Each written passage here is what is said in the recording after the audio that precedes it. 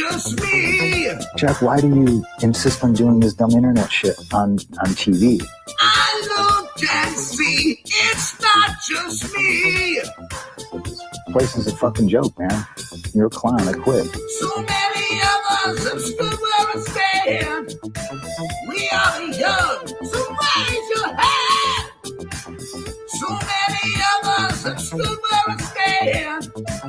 We are the young, so raise your hand. We call us problem child. We spend our lives on trial. We walk an endless mile. We are the youth gone wild. We stand and we won't fall. We're 1 and 1 for all. The writing's on the wall. We are the youth gone wild. No. It doesn't make logical sense, but it makes. Well, yes, of course. But it makes wrestling booking sense. Of course, this makes no sense. Of course, okay, it makes no sense. However, in pro wrestling booking, which often makes no sense, you would do that. It's about making money. It's not about anything else. Wrestling's always been about making money first and foremost. That's it.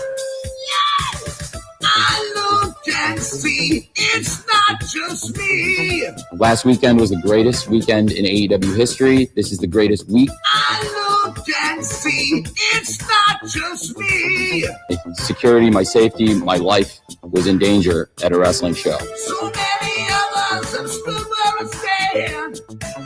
We are the young, so raise your hand. So many of us have stood where I stand. We are the young, so raise your hand.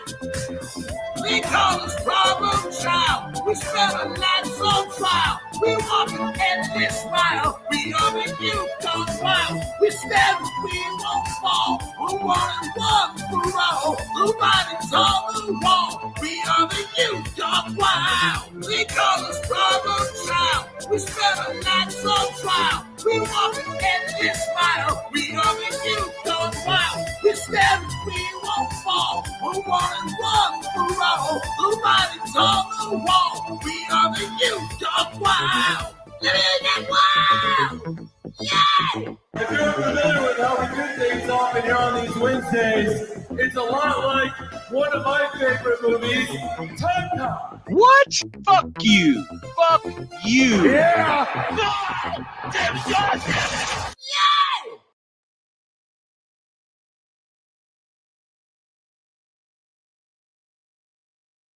Apparently, Maeda would go all over the world, and he would challenge people in circuses. That's where you fought.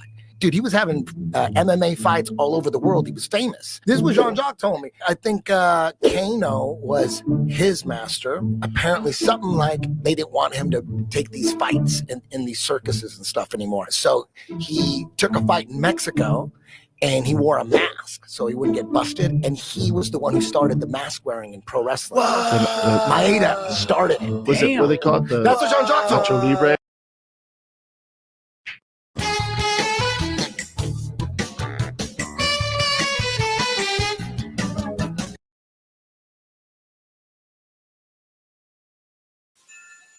It is a fast-acting viral strain that infects the host immediately, and upon getting sick, the infected will become racked with coughs, sweat profusely, and start to get the shivers and chills. There he is, the legend. The man, the myth, the legend. Yeah. You can't literally run a promotion just for the AEW, what do they call them, sickos? Thank you very much, TikTok and AEW. See you tonight. Tony Khan started telling people there's no such thing as long-term booking anymore. It's week to week. The best guy is Tony Khan. Because we have just secured the bag. It's not like I tried to be a character. It was just sort of happened naturally. But it was never something I intended. It was just something that happened because the wrestlers asked me to do things in matches, and I do them.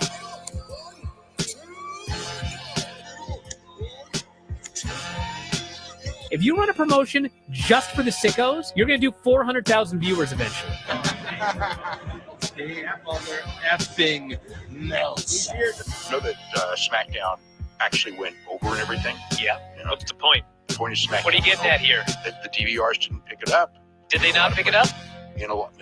Mine didn't. Let's get into everybody's favorite moment, and it is called Dave Meltzer's Dumb Moment of the Week.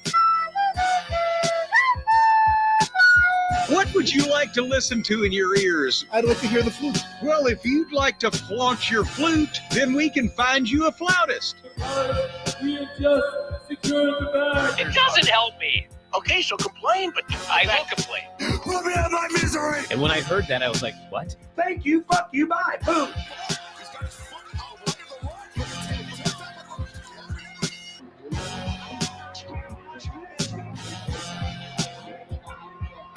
You gotta run a promotion for everybody. The sickos can be the ones that buy tickets first and spend the most money on the merchandise.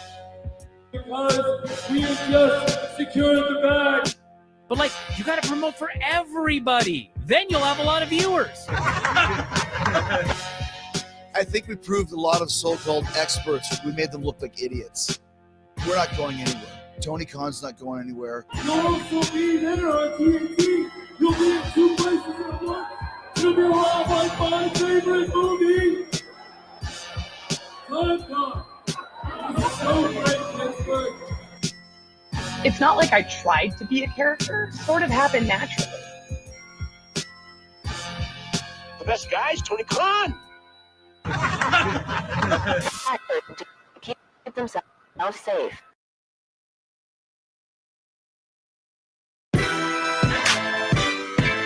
Stuck a bitch. We're about to get vile.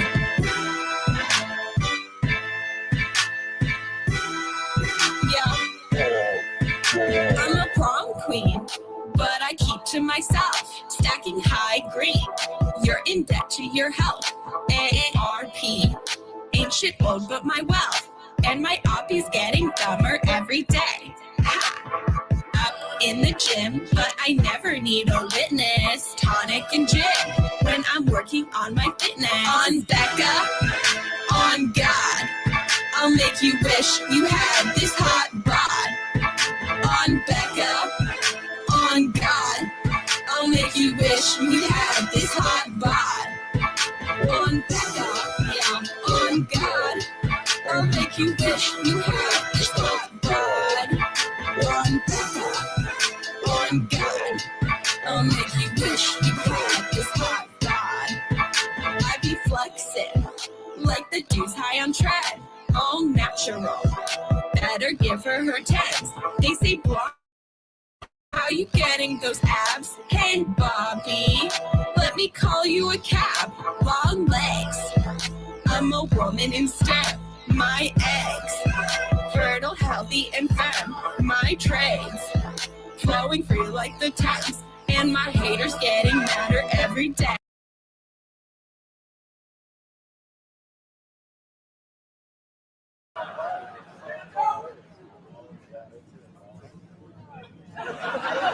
And now to the man of the hour.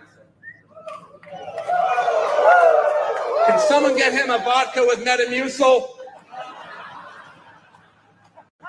Blonde, great in-ring wrestler, great on the mic, a womanizer, 16-time champion, but enough about Kurt Hennig.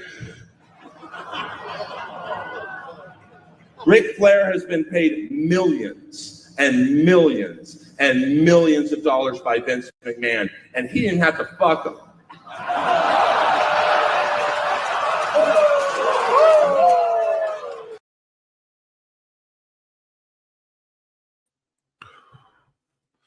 Ooh, what's happening, guys? Welcome to another eclectic edition of PWT Live Show.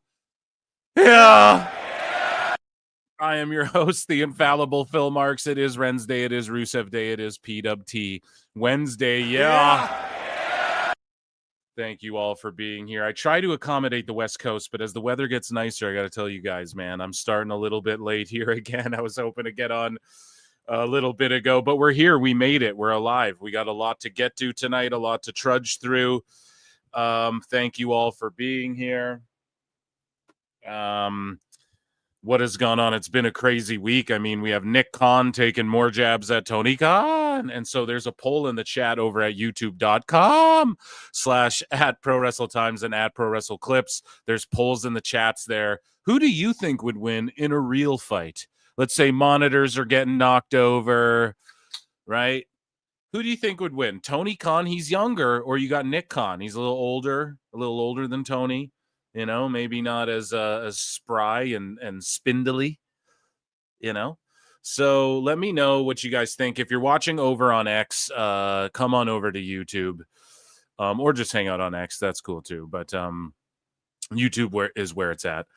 Sometimes we do giveaways and stuff like that. You got to be in chat to get that. So youtube.com/@prowrestletimes, youtube.com/@prowrestleclips. And what else? Consider becoming a member over on YouTube. It's 99 cents. If you support what I do, just hit like, dislike, leave a comment, good or bad, whatever.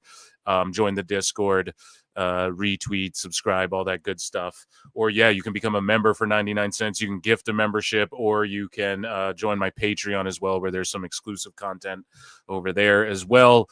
And yeah, it's good to hang out with you guys tonight. We have Dynamite pulled up on. Yes, we do. Okay, good. So we have Dynamite pulled up on screen here as far as the card tonight. And they are in Virginia, I believe. And so I think I got my plugs out of the way. I'll check in with chat possibly here. Let's quickly preview Dynamite. We'll do a quick Dynamite preview, then I'll check in with chat. And then we'll start, knocking off Phil Marks bookmarks here tonight. And let me know how you all are doing. What else? I'm trying to think. Yeah, I got a pod with Squared Circle Maniacs coming soon. Okay, so we're gonna record that next week. Shout those guys out. And yeah, a couple other things I'm trying to lock in. So, anyways, thanks for being here. Yeah, so Dynamite, as you see here, April 30th. April kind of flew by, no? What do you guys think? It kind of breezed by. Maybe it just feels shorter because like Mania was 2 weeks later. So maybe March just felt kind of longer, but really it wasn't, But either way, we'll hear from the Hurt Syndicate again. And then MJF will appear live. So you got to imagine that's all one segment, that they split up into two things. Because it's just desperation. They can't just be like, oh, the stars of Dynamite will be there. They can't just pull that, because Miyu Yamashita, who I'm not a hater on, I'm not familiar with her, but she's there in a title eliminator. Somehow this woman here just jumps the line. This young lady I've never seen in my life jumps the line.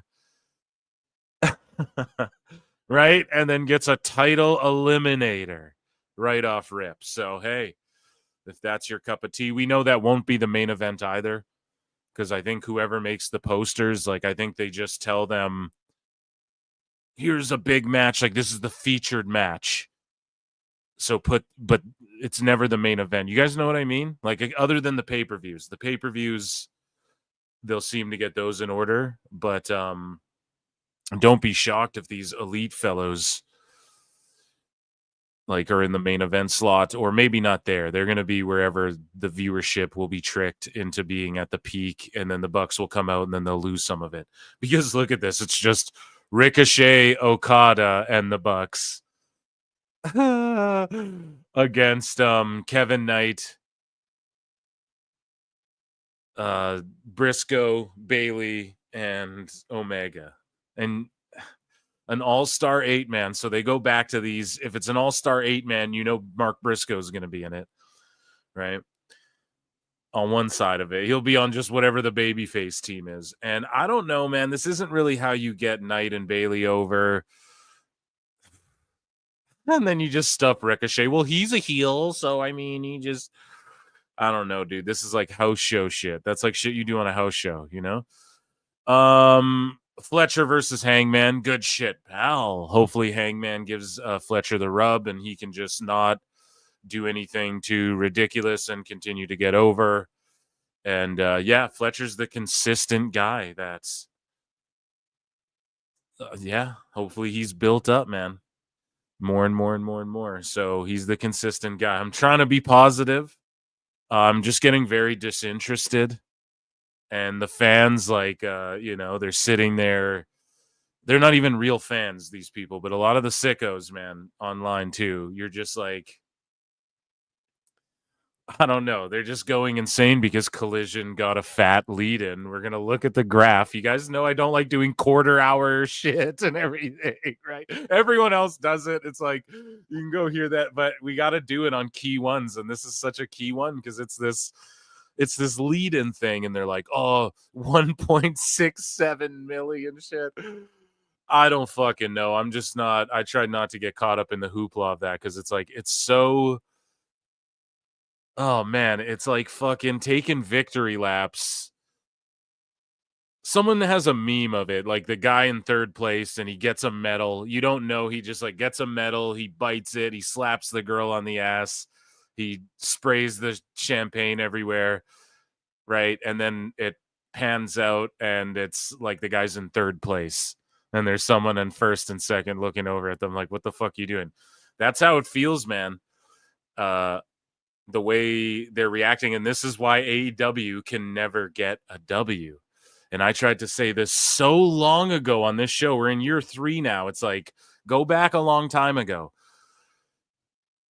I'm saying, like, dude, you can't victory lap like the Bucks did in the empty building. You can't do that because, and you guys are doing that all the time, and you can't do that because then when you get real W's, no one will give them to you. You're crying wolf all the fucking time. Okay, just don't, like, I thought ratings don't matter, right? So now we have to talk about them because you guys want to make them matter, so we're going to make them matter tonight, right? I'll make you famous. We're going to RKO that ratings talk tonight, but it's just ridiculous that they do that because then when they do pop a number, people are always going to dissect and look at, well, it's because of this. And then people won't even give them the inflated, well, yeah, they had a 1.3 million lead in. I mean, that average of 700K is pretty bad. People are just going to dive in and dissect it and point out how the Bucks don't draw and how the houses don't reflect this fake viewership, which they don't, which is a big thing. Like, people got to understand that the houses aren't reflecting this viewership, right? And that's a big key factor in understanding how it's not what some of these people peddle. Not that like yeah, people like AW. I'm going to watch it tonight. You know, it's on in 10 minutes and we'll give it our best shot.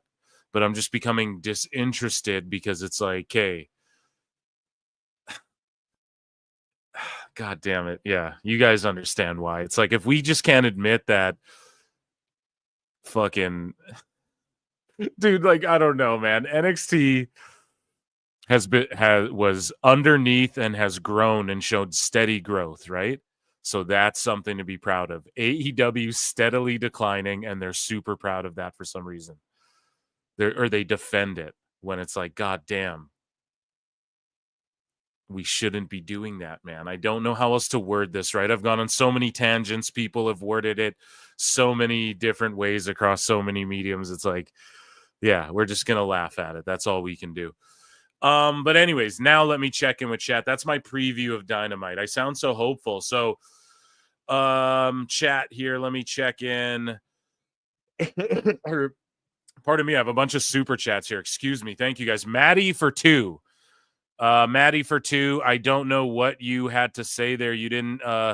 Here, today's IWC word of the day is benching, kids. Yeah, so we're going to talk about benching. I wanted to put that in the title as well. Thank you for that. Benching as well. Okay, so we're going to talk about benching.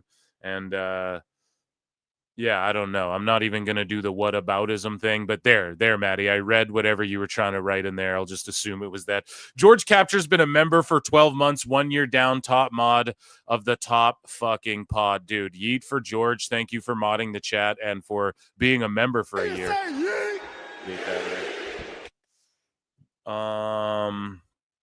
And keeping up with the playoffs, dude. Shit's been intense, man. NHL? Anyone? Who you guys rooting for? Swan Man Hunter has been a member for 1 month. Already a month, dude? Feels like, I swear, a week ago that we linked up in chat here. Denisha Lane, a member for 11 months as well. Goddamn, kid. What? That's a mate might crash into you with an ATV. No. Thank you so much for that. F1WGP7 has been a member for 7 months. Holy shit. Big acknowledgement to all of our members.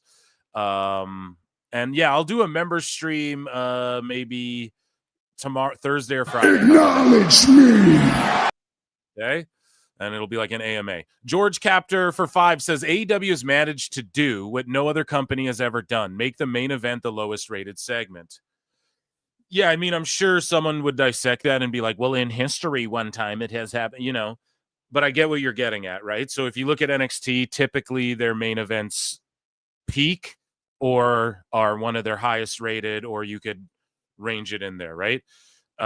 With AEW, it's the complete opposite every single week. We've always pointed that out on the show. Like earlier, I would do the quarter hours a lot more frequently. And, you know, the lead in is, you have to, I have always said it, you have to scrub out the lead in, scrub out whatever the overrun is. And then that's what you average, you know, and even that you got to understand. People leave the TVs. I get it. You know, we're going to give that to every show ever. And lead ins, yes, people book. Like people program television programming, they program it so that strong lead-ins to other shows. Yes, I get all that. But to take victory laps, you know, is where it just makes people disinterested. It's like, no. At least if it was really the underdog and they were cooking story-wise and you could argue for them, well, like, dude, they're on way less channels than WWE and shit, then I'd be making that argument. You guys know I would be, but I fucking can't. Because they throw it in your face every time. Thank you, George Capture. Juan Tenta. Juan, I heard Juan Tenta, your dad went in the Hall of Fame this year. Thank you so much. Says we're going to have Travis Hunter play offense and defense. It's almost like he's yes. Yeah, we're going to have Travis Hunter play offense and defense. It'll be like he's at two places at once, like my favorite movie, Time Cop. It'll be like Waterboy. Right? Oh my God, that's so good. I need a Time Cop. Where's Julia? We need Time Cop on the fucking soundboard. I gotta get one. Wrestling's not fake! That's amazing. Thank you. He'll be on offense and defense on Monday Night Football and Sunday Night Super. It'll be like two places at the same time, but really it's at different times. So it's kind of like Time Cop. Dude, that's amazing. F1WGP7 for 5 says the benching talk from the pro Tony Sheets is a distraction from Collision losing millions of viewers. Well, here's the thing about that. Did it lose millions? I think it did lose $1 million. Bum, bum, bum. No.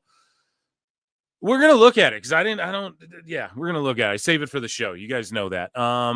But yeah, the benching talk is just, it's not even, well, yeah, it's Cultaholic and What Culture and them. They're really mad at Nick Khan.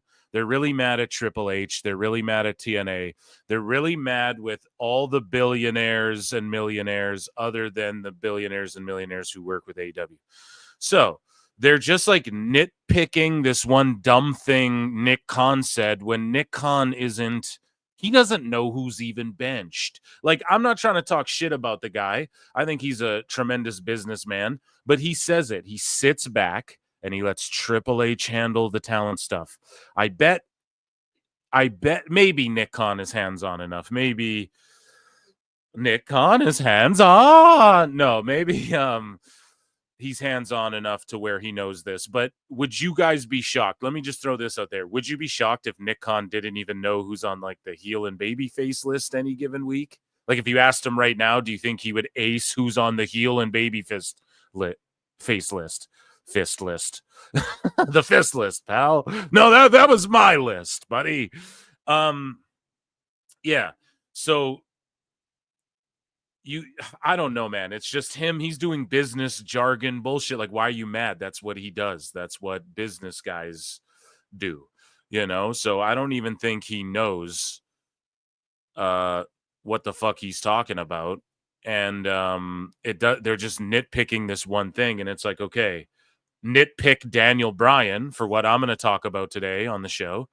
Nitpick that nobody's talking about. Nitpick Daniel Bryan for fucking shilling and lying. Nitpick Bryan for saying, well, Tony Khan doesn't make wrestling a war. Oh, you mean the guy who, I need to find this promo, by the way, and I will. Someone find it for me. Type in on Google or X, Tony Khan Friday Night Wars was in court. Find me that clip or that segment, please, chat. I will kiss you, please. Consensually, of course. But Tony Khan yelling in that press, that post, whatever pay-per-view it was, media scrum, going, the Friday Night Wars was real. Someone find me that clip, okay? The Friday Night Wars, it was real. It's in court. If you don't think it's real. So yeah, not only does Tony treat this like a war and a battle, but he brings up how, if you guys didn't know we're in a war, look it up in court. See, proof we're in a war. You mean that guy, Brian? So Brian's doing this. I'm going to break down why, unlike anybody else, okay? So that's why you stay locked into PWT tonight. I'm going to break down why Danielson's doing that, and I'm going to break down, because it's more than just surface level, like, oh, well, he gets paid by Tony Khan. You know, it's more than that. But also, yeah, we're just going to break down the hypocrisy of all that and how the benching thing's fucking stupid. Razgrado's been a member for 8 months. Goated. And then Maddie for 5 says, replace the L. Okay, hold on. Okay, good. I was like, let me read that first before you make me say something stupid. Replace the L and the N, and you get what I think about cultaholic. So if Husey was here, he'd be like, cultaholic. Which one, though? Cultaholic? I've never heard. Is that a word you just made up? Thank you, Maddie. I appreciate that. I'm being a smart ass here. Okay, so there's like 300 of you watching. I want 800. I want 100 likes on the clip channel, or else Jericho's going to do a run-in. Without further ado, I'll check back in with chat in a moment. Let us get into Phil Marks, bookmarks, and get into some light miscellaneous news here, if you all don't mind. So I'm just pulling it up.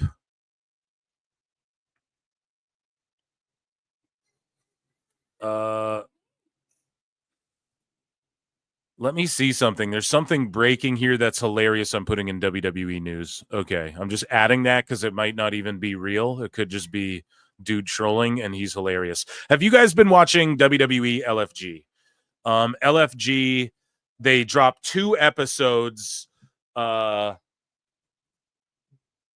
dropped 2 episodes on Sunday because they skipped WrestleMania, because WrestleMania was on Sunday, when like night 2, typically when LFG would be on. Sorry, I'm distracted with something here. I'm trying to get fucking Dynamite going and stuff. So I'm umming and on like fucking Meltzer over here, trying to figure out where my life is. I'm like, oh, I'm really struggling this hard to put fucking Dynamite on. It's on right now, right, chat? Right? Okay, anyways, let's restart here. So LFG was on double episode. I watch it on Crave, which is actually owned by Max and WBD or whatever. And they have like WWE programming on there.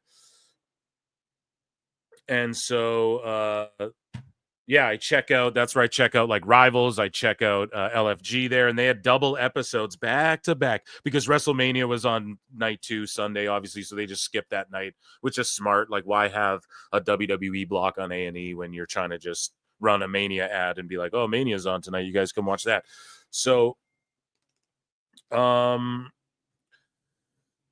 yeah, so that show's really good. The last 2 episodes were good. They're kind of working these angles, though, where people have like feuds that aren't really real and shit. And then they eliminated the Jay Cutler guy, which leans into his gimmick on NXT, which I wanted to talk about a little bit. But yeah, it leans into his gimmick on NXT because he is like one of these disgruntled, oh, I left the whatever. So there, it's just lending to NXT and like the Legends and Future Greats show. Yeah, some of that stuff might play out on NXT and stuff like that in the future. So just something to keep an eye on. I really enjoy that show. I think Undertaker's just been whooping ass the whole time. So it's just because the same people, too. If you pay attention, I'm pretty sure the same people keep getting all the same points or whatever, to be honest. So, okay, let's dive into light news over here.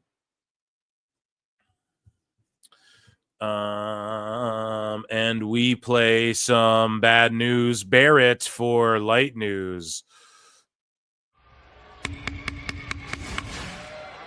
Ladies and gentlemen, I'm afraid I've got some bad news.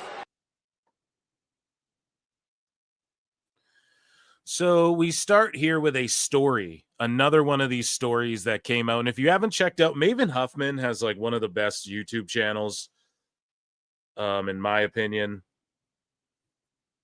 And I really enjoy his content. Like when he ran up on, what's his name? Just Incredible. Did you guys ever hear the stories about Just Incredible being a part of the clique? And like even Kevin Nash was like, yeah, he's in it. Do you guys think they just like tell him that? Or do you think that he is really like they consider him part of it? Because none of the history books really ever lump him in there. But it wouldn't shock me. They said Vince was in the clique, and they also Bret Hart said that they tried to bring him into the clique as well. But anyways, Maven, this is a great story. I didn't listen to this in full here, but Maven sitting down with Shelton Benjamin. And here's a great Vince McMahon story, pal. Now, we've heard the Shelton Benjamin, Vince McMahon, the famous one, where he like thought another black dude was Shelton Benjamin or whatever. Or I'm pretty sure that's how it goes. But let's hear what Benjamin tell this story. And shout out Maven Huffman. Check out his channel. Shout out Hurt Syndicate. We'll see them tonight as Kenny makes his way to the ring. They originally wanted us to just go at it, and he decided he didn't want to do that. He said, let's do this. This whole thing was his idea, and I wasn't really on board with it, only because I'm like, well, this makes me look stupid. So I was just kind of like, you know what, he's got 30 other guys he's got to worry about. Like, just give him the breather, make this. Oh, we heard this one. Okay, yeah. See, I should have listened to it, but yeah, it's where he says that he gave him a 6-figure raise. So I botched. We reacted to that. So, anyways, though, a 30-year career has come to an end, but Meiko Satomura received the love of everyone. Aja Kong, Kairi Sane. So Meiko Satomura, the original final boss, you know, she gets her flowers. I believe she's signed with WWE still, perhaps. Like, I'm sure she still works with them to some degree. But yeah, at Korakuen Hall, it was a bunch of legends gave her flowers, and she had her last match. I think it was a tag match. I think Aja Kong was in it.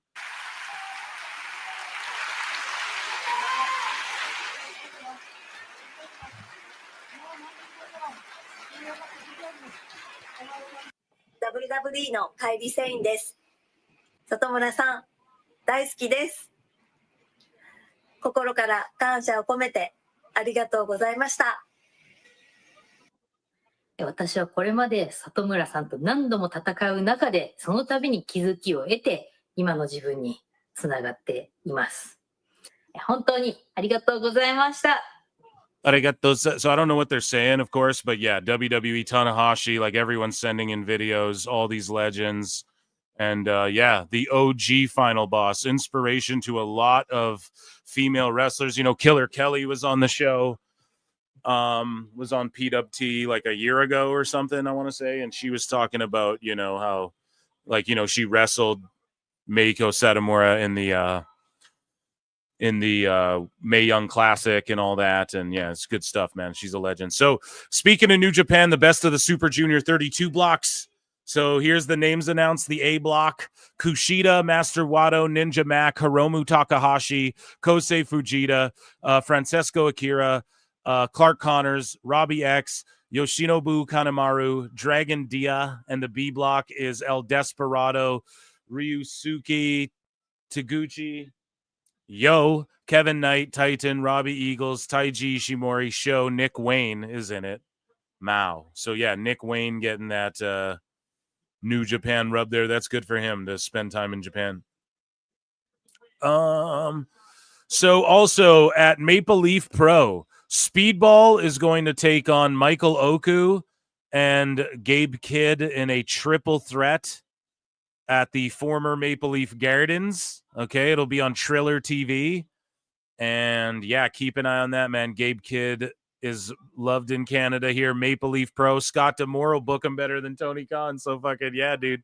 Gabe Kidd's got it. And this Michael Oku kid, I don't know. Like, he's being eyed up. He's just making big bags like everywhere else. So to him, it's like, why even sign with AEW? But I think him being in Maple Leaf Pro is indicative, and Gabe Kidd and Bailey. This is further proof. Like, this is Tony and them have like a deal. Okay, guys. So I don't know the ins and outs of it, but I promise you that's a thing.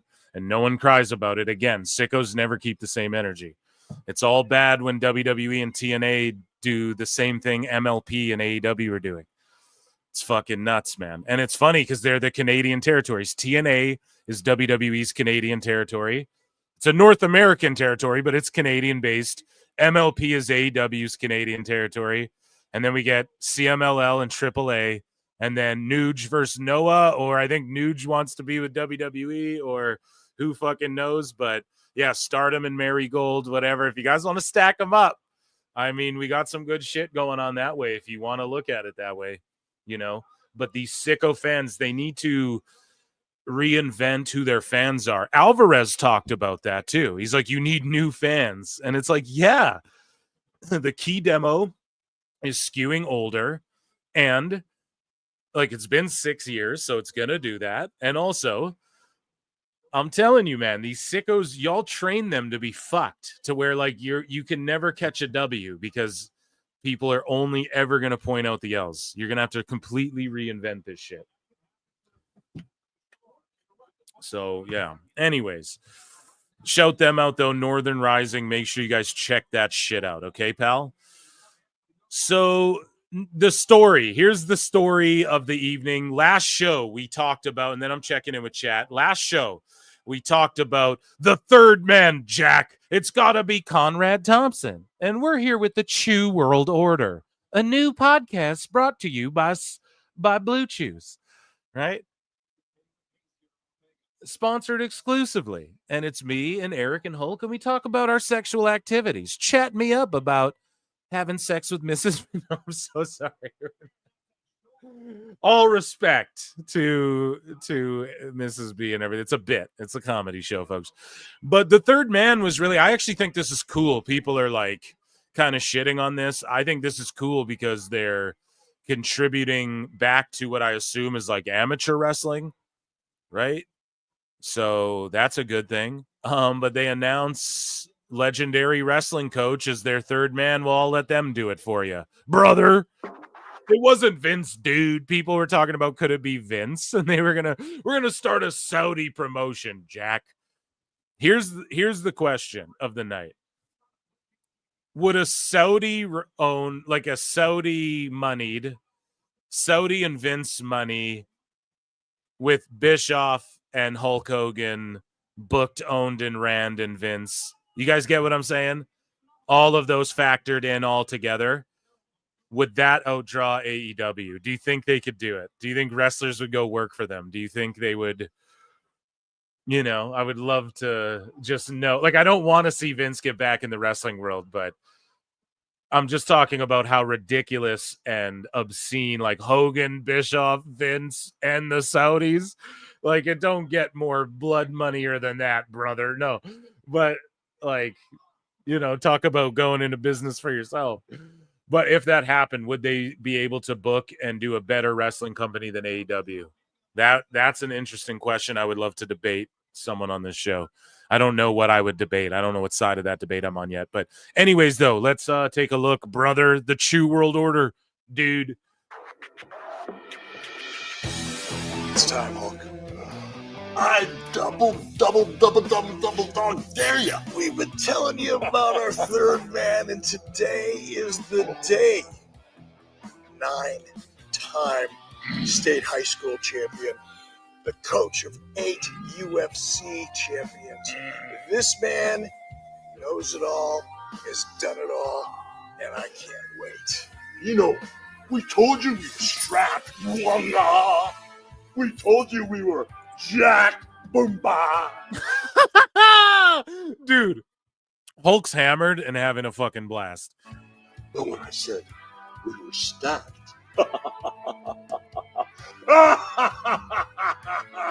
I mean, we're ready to roll, bro. We're backed up after backed up. Here's a couple for the weekend, brother. What do you call this thing here? The monster, the master of disaster, the man that rules the world of wrestling. I mean, this is crazy. This is crazy. You've seen what these two have done before. We got the cash, we got the talent, and we got real American freestyle wrestling. And we got our third man, Jack. You know, people are going to tremble. People are going to get scared because Eric knows how to beat everybody. Izzy Mania is going to run wild on the whole world of. So, dude, Izzy Martinez, I'm pretty sure he's like Coach John Jones and some of the best MMA wrestlers. And you know what I mean? Like some guys who had maybe like JUCO or like less experience, and he's turned them into he's a freestyle wrestling god, pretty much, right? So they're contributing to amateur wrestling here, which I appreciate, you know? I'm glad, and maybe they have their own team. I really don't know. But if they're going to contribute to amateur wrestling, which, believe it or not, is not what we're seeing in AEW here, which is what many of you might call what you're saying on Dynamite here tonight, folks.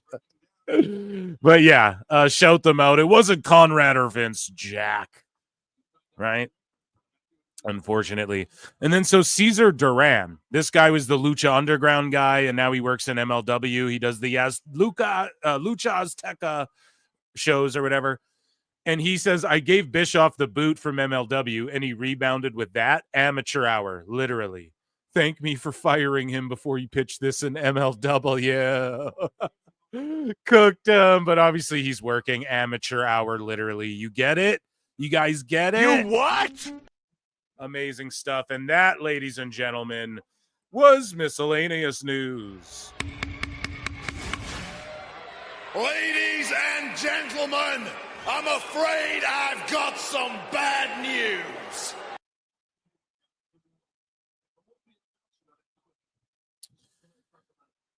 Okay, so we have TNA news up next. I am going to check in with chat here. Gifted 5 Pro Wrestle Clips memberships. Oh my God. And then gifted another 5 Pro Wrestle Clips memberships. Are you sure about that? God damn. Thank you, kid. And then David K gifted 5 Pro Wrestle Clips memberships. God damn it. Fucking Mark! We're going crazy here today. I hope some hate watchers got those. I hope some people who, can't get them got some of those. Thank you guys so much. Rabid Wolverines LC Killer 17 for 2 says TBH AEW needs a complete reset. The Great Reset, pal. Me and, who else? I mean, that would be a travesty, though. If Hogan, Vince, Bischoff, and the Saudis linked up, that would be insane. But they do need a hard reset. I've been saying it for a while, man. You just pull the plug for a while. I really think the whole, even like putting their emblem in the middle of the ring, they're doing it after WWE started doing it again. Or like started doing it ever. Then they go back to doing it. Why weren't you guys just doing it the whole time, man? Fucking own that. They own that. You know, like make your shit look like NASCAR first and look like New Japan first, you know? Swan Man Hunter for 5 says, who do you think Goldberg will wrestle for his last match? Great question. Great. That's a great record. That's a great question, man. They're saying Gunther. The streets are saying Gunther. I don't know. I don't think it would be a Gunther. I would say, well, maybe. It's not like Gunther doesn't work good, but he'd have to, like, is Goldberg going to eat chops and a power bomb? You know, you really got to think about it. Like, what moves is Goldberg going to take from Gunther? I get he likes him and everything. It's got to be someone like a Kevin Owens who will brawl and bump and take all of his maybe Sami Zayn. And I know it sounds crazy, but maybe Sammy, goes maybe a Seth Rollins even, which sounds crazy, but who does Goldberg stand up against, right? We'll hit the X-Files, guys. Who does Goldberg, what does he do? Goldberg fights against the NWO, right? He fights against the Wolfpack in that, brah. He turned his back on the Wolfpack and didn't wind up in a body bag, right? So same with Stinger, right? He would fight against, except for the Wolfpack, right? But Goldberg would fight against that shit. So maybe he just shows up and spears Seth out of nowhere. And they give Seth like the big money payday. And because he can wrestle safe with Goldberg eating a stomp. Like eating Seth's moves, that's not that. You just like sell a super kick or whatever. He doesn't have to bump for that. You know, you just, Seth can bump around. Maybe a Sammy. Sammy gets tempted, joins that Seth group, and then, work just somebody like, Stone Cold came back and worked Owens for a reason, because Owens will bump around, make Austin look good, make the brawl look legit, because they got to trade punches. So, Sammy's like, he's gotten by in this business by being the dude who's like that fucking punk kid on the block that'll fight you, might not even be the toughest guy, but he'll just fight your ass. That's who he is. And he brawls well, and there's a reason. So I would say Goldberg wants not like a big jacked up guy, not an Obafemi, not a Gunther. The wise move is not like Jey Uso, who, sort of needs good partners himself. The move is you put him in there with like a Sammy or a Seth, someone who will bump around for him. And then Braun can maybe take out Goldberg when all's said and done too. Like maybe Braun hits Goldberg with a spear, sort of passing that torch, and then Seth hits him with the stomp. 1, 2, 3. Maybe that's how I'd book it. I'd have Goldberg lose. He's not ending on a win. Wrestlers don't end on wins, bruv. Okay? Even The Rock didn't end on a win. Lucy Moody for 2. Phil, what's your McDonald's order? Great question. Great question. So my go-to is I like a double quarter pounder with cheese meal. Okay, big size. Sometimes I can't mouth the fries, but usually I'm one of these guys. I like to try and crush my fries before I eat my burger. And then I'll get a large Diet Coke and then some chicken nuggies if I'm like real hungry, or if I'm, smoking that that good, and I'm like, I'll get some nuggies there too. You know what I mean? So that's my go-to. Or if I'm like, I'm not in the mood for fries, usually I'll get what's called a dressed like Mac. So it's a double cheeseburger dressed like it's got the Big Mac stuff on it. I'll get like 2 of those, or like 1 of those and a junior chicken, or like 2 of those, and depending how snacky I am, but if I'm not wanting all the other accoutrement, if you will. Thanks for your question. That's a great question. Thank you all so much. Let's acknowledge our super chatters and members and gifters, and let's get into more news, man. You guys are absolutely amazing. We will acknowledge you all here. Acknowledge me.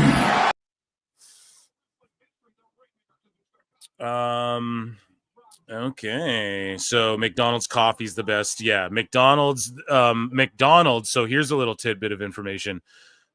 Now we're going off into weird territory, but McDonald's coffee is the old Tim Hortons coffee. So Tim Hortons let their fucking contract up, if you guys are familiar with Tim Hortons. So I don't know if it's that way in the States as well, but I think it might be, to where McDonald's now gets their coffee from what Tim Hortons coffee used to be, and now it's just way better. I don't know if you guys noticed that. It changed, and it's been they have unreal coffee. But anyways, shut up, you making me hungry. Hey, I crushed a fucking salad with I'm sticking so clean. I went dirty there for Mania. I'm going dirty again when I go see the Thunderbolts here. Okay, I got tickets coming up. I'm going to see the Thunderbolts this weekend on opening night. So I'm going to probably crush some beers and eat some buttery popcorn and shit for that. But yeah, I've been going lean, mean, and clean lately. So Sting won his retirement match. He should have put Darby over. It should have been him putting Darby over.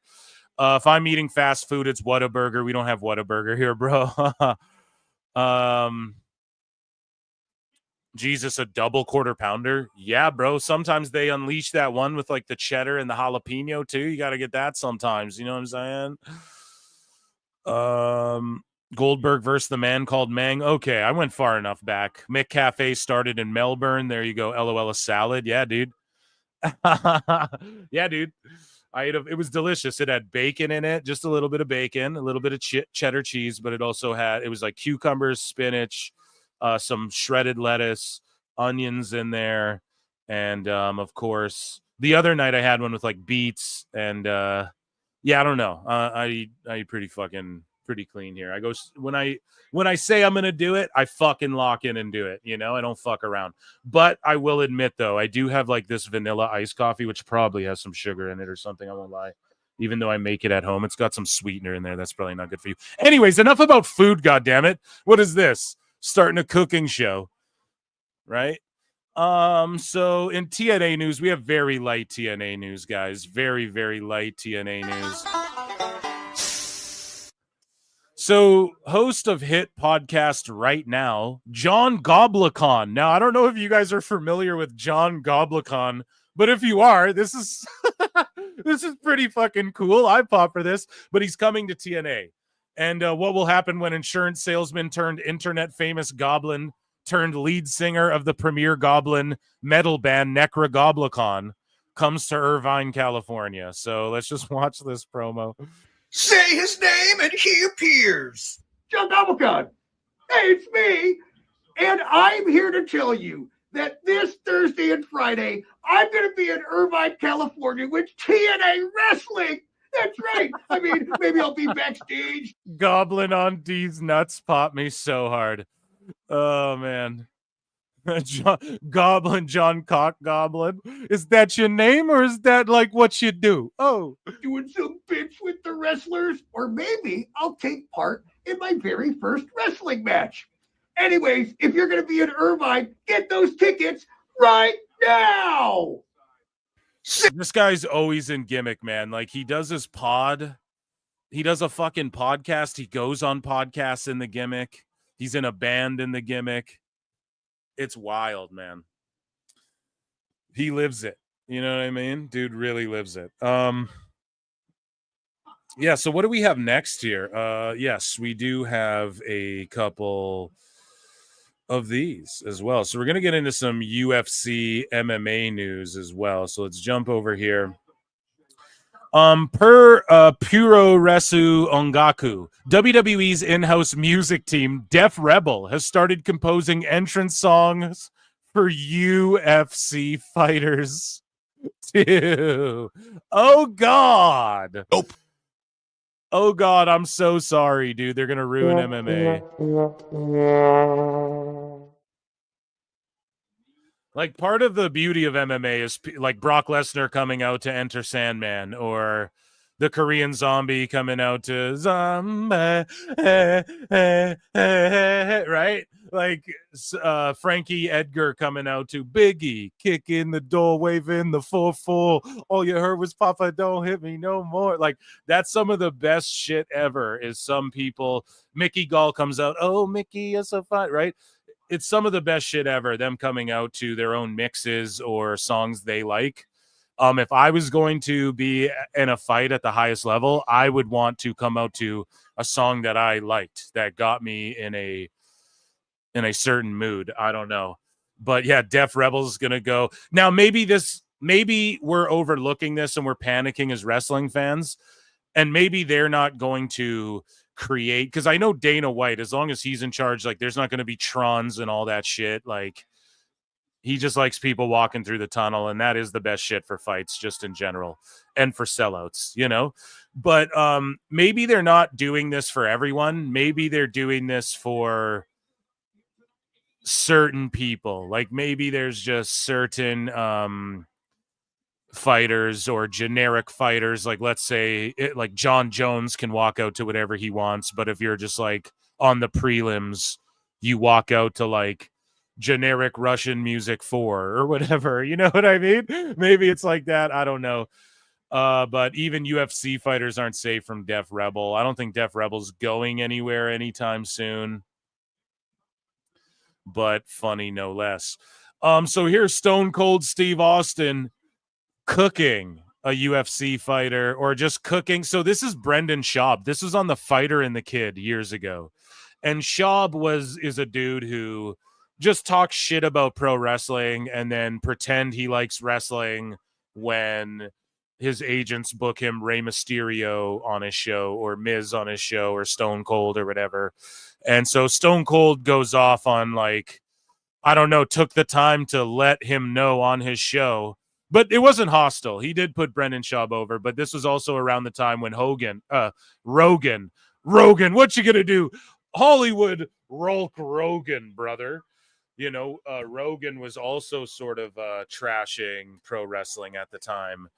And yeah, this was Stone Cold's response to all of that at the time. This was probably like 5, and then Rogan started having wrestlers on too, because wrestling's fucking lit and popular again, and they're like, oh shit, we need numbers. Get Ric Flair in here. You know, it's just the truth. If anybody in a MMA world or a UFC world or whatever ain't got no respect for the business of pro wrestling or just the lifestyle and the brutality of it, I would invite you to take your training camp to a different town and train in a different town every day, just like the WWE people do. Just follow them around and train in different camps every single day, then go home on a couple of days that we give you, and then get back on the road, take that training camp, and get ready for a big-ass fight. When you throw the travel at it and you ain't got no posse of 5 to 10, 15 people taking care of your ass, it's just you running solo, go do that. Yeah. And then do it for 10 or 15 years and then report back to me because I want to see what the science and the lifestyle taught you about what the fuck we do. Yeah. No, I hear you, man. Come on. Come on. Yeah. Come on. I'll take a Pepsi challenge on that with anybody.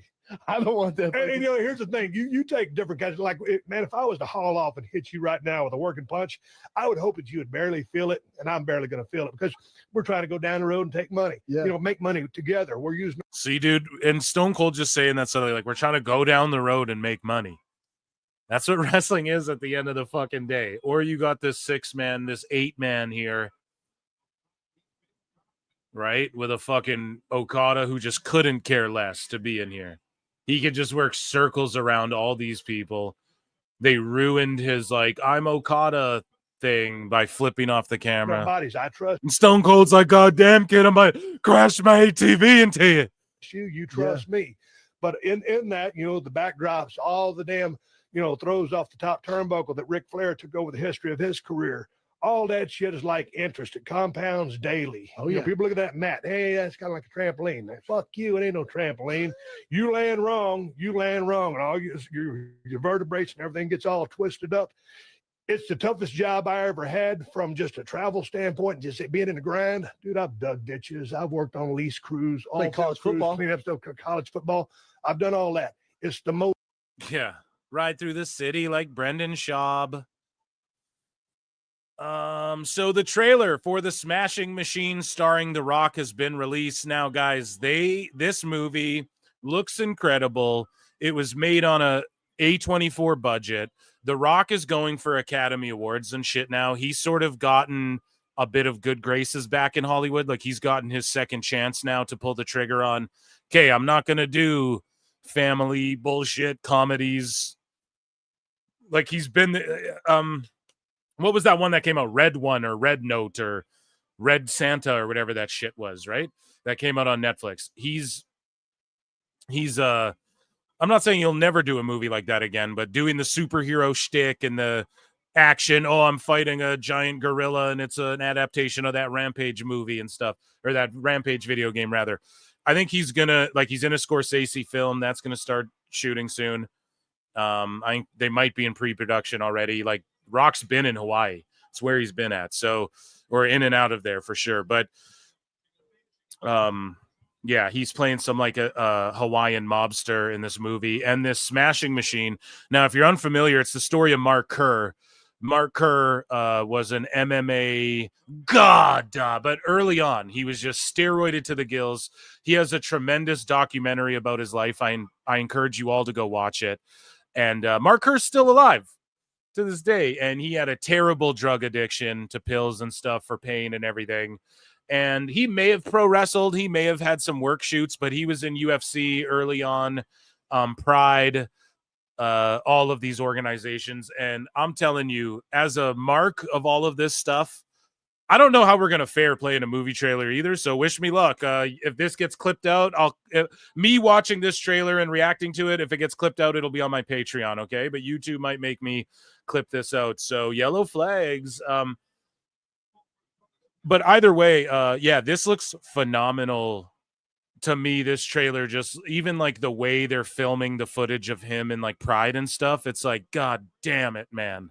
This looks really good. And A24 is interested in these MMA stories and these pro wrestling stories and stuff. And I think this movie, The Rock is trying to make a run at perhaps a nomination or something like that. And then the next one with Scorsese, I mean, he'll, that's why you do those types of pictures. Also, Scorsese has, like, Rock isn't at Mania, dude. Like, Scorsese has stuff where, I mean, this is all allegedly as well. I mean, who knows? This is just stuff you hear around, right? Working around, this or that guy you hear. Like Scorsese, let's say you're someone who's been in his movie, or like Robert De Niro or something.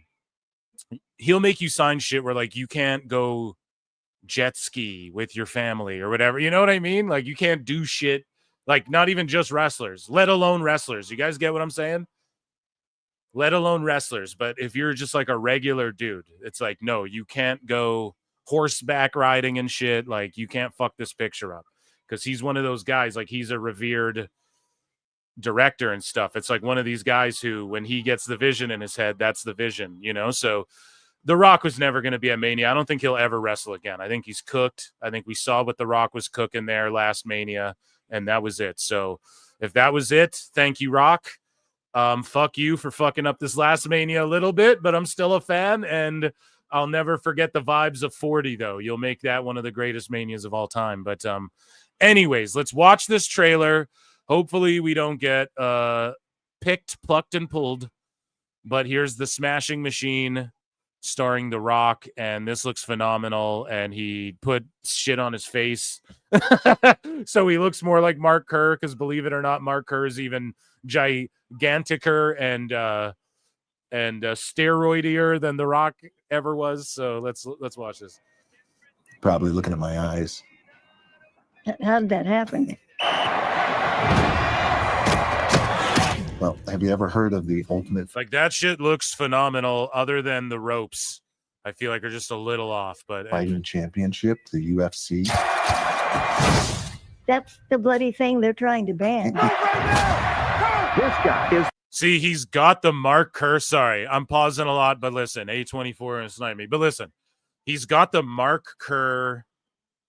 Go watch the documentary, man. You can tell The Rock studied it, and he got juicy for this movie, like Mark Kerr level juicy. The best he has ever seen. Mark Kerr was even bigger. Do you hate each other when you fight? Absolutely not. How do you know Mark Kerr?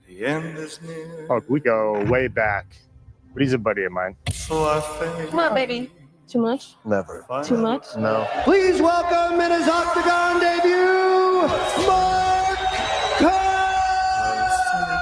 Oh, man, just the set build on that UFC, dude. I mean, that is amazing.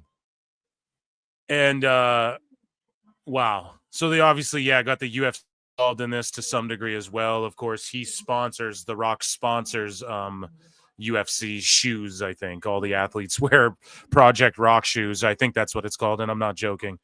But yeah, man, this is phenomenal. I hope they don't fuck with history. Like, there's that one movie where they had the one guy fight like a Russian or whatever in the UFC. It was like, no, dude, he fought a Canadian guy named Gary Goodridge. He's a big giant black guy. He wasn't a Russian. So they play with that. I can't remember what movie that was. But yeah, I hope they don't play with anything like that. But goddamn, man, I think The Rock's really gonna go for an award with this one.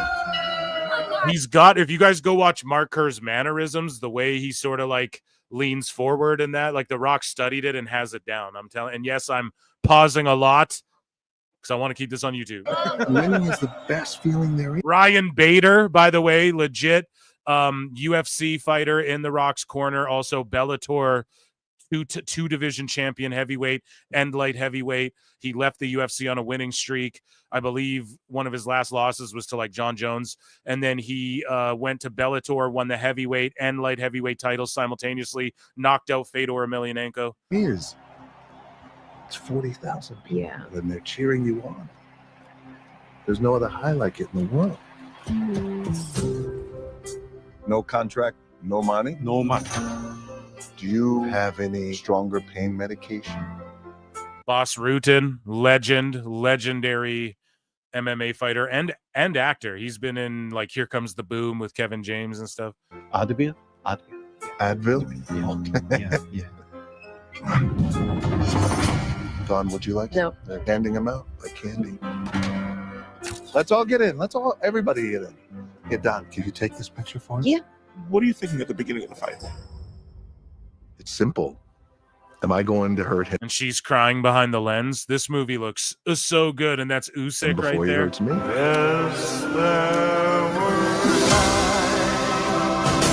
times I'm sure you. Yeah, the music will fuck me big time. Grand Prix to crown the greatest fighter in the world. He has come back from the brink. Let's see if he can pull out a victory over Mark Coleman.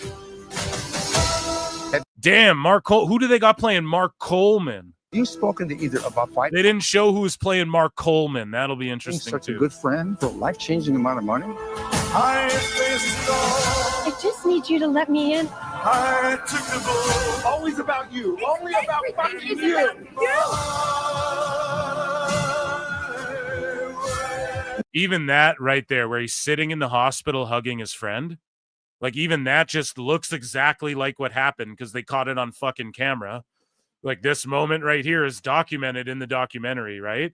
So I implore you all to go watch it, then watch this movie, and you'll have a much deeper appreciation for it and for Rock's performance. Because already in this trailer, I'm like, fuck, man. He just his mannerisms.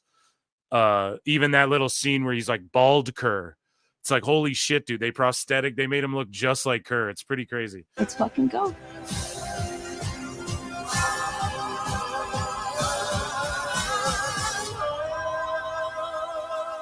Big strong man. I love you. I think he wants your autograph. Sure, no problem. No fighting. Yeah, I don't know. I am down like a clown, Charlie Brown, and that was miscellaneous news, ladies and gentlemen. Let me check in with chat, and also I'm gonna pull up our next segment. You guys probably want AEW news next, right? We're watching it.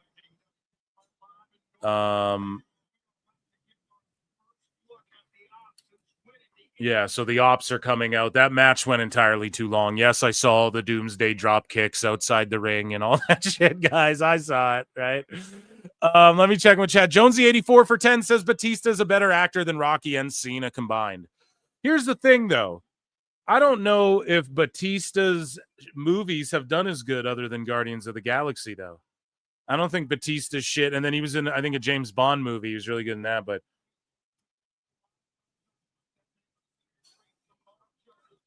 I don't think any of his movies have done as good as Batista's or Cena's. Or, pardon me, Rocky's or Cena's. But that being said, if we're just looking at pure acting, I would say Batista's better than Cena. But if you look at Rock's early work, like Walking Tall, The Rundown, movies like that, and then you look at his later work now, like if this movie comes out and the Scorsese film and these other movies, I think Rock is better than Cena, too, in my opinion. So I think it goes Batista, Rock, Cena. That's the hierarchy. Now, we're going to talk about in WWE news. Apparently, Liv Morgan is going to blow everyone away. Now, as I've said on PWT, Liv's been eyed up in Hollywood for a while.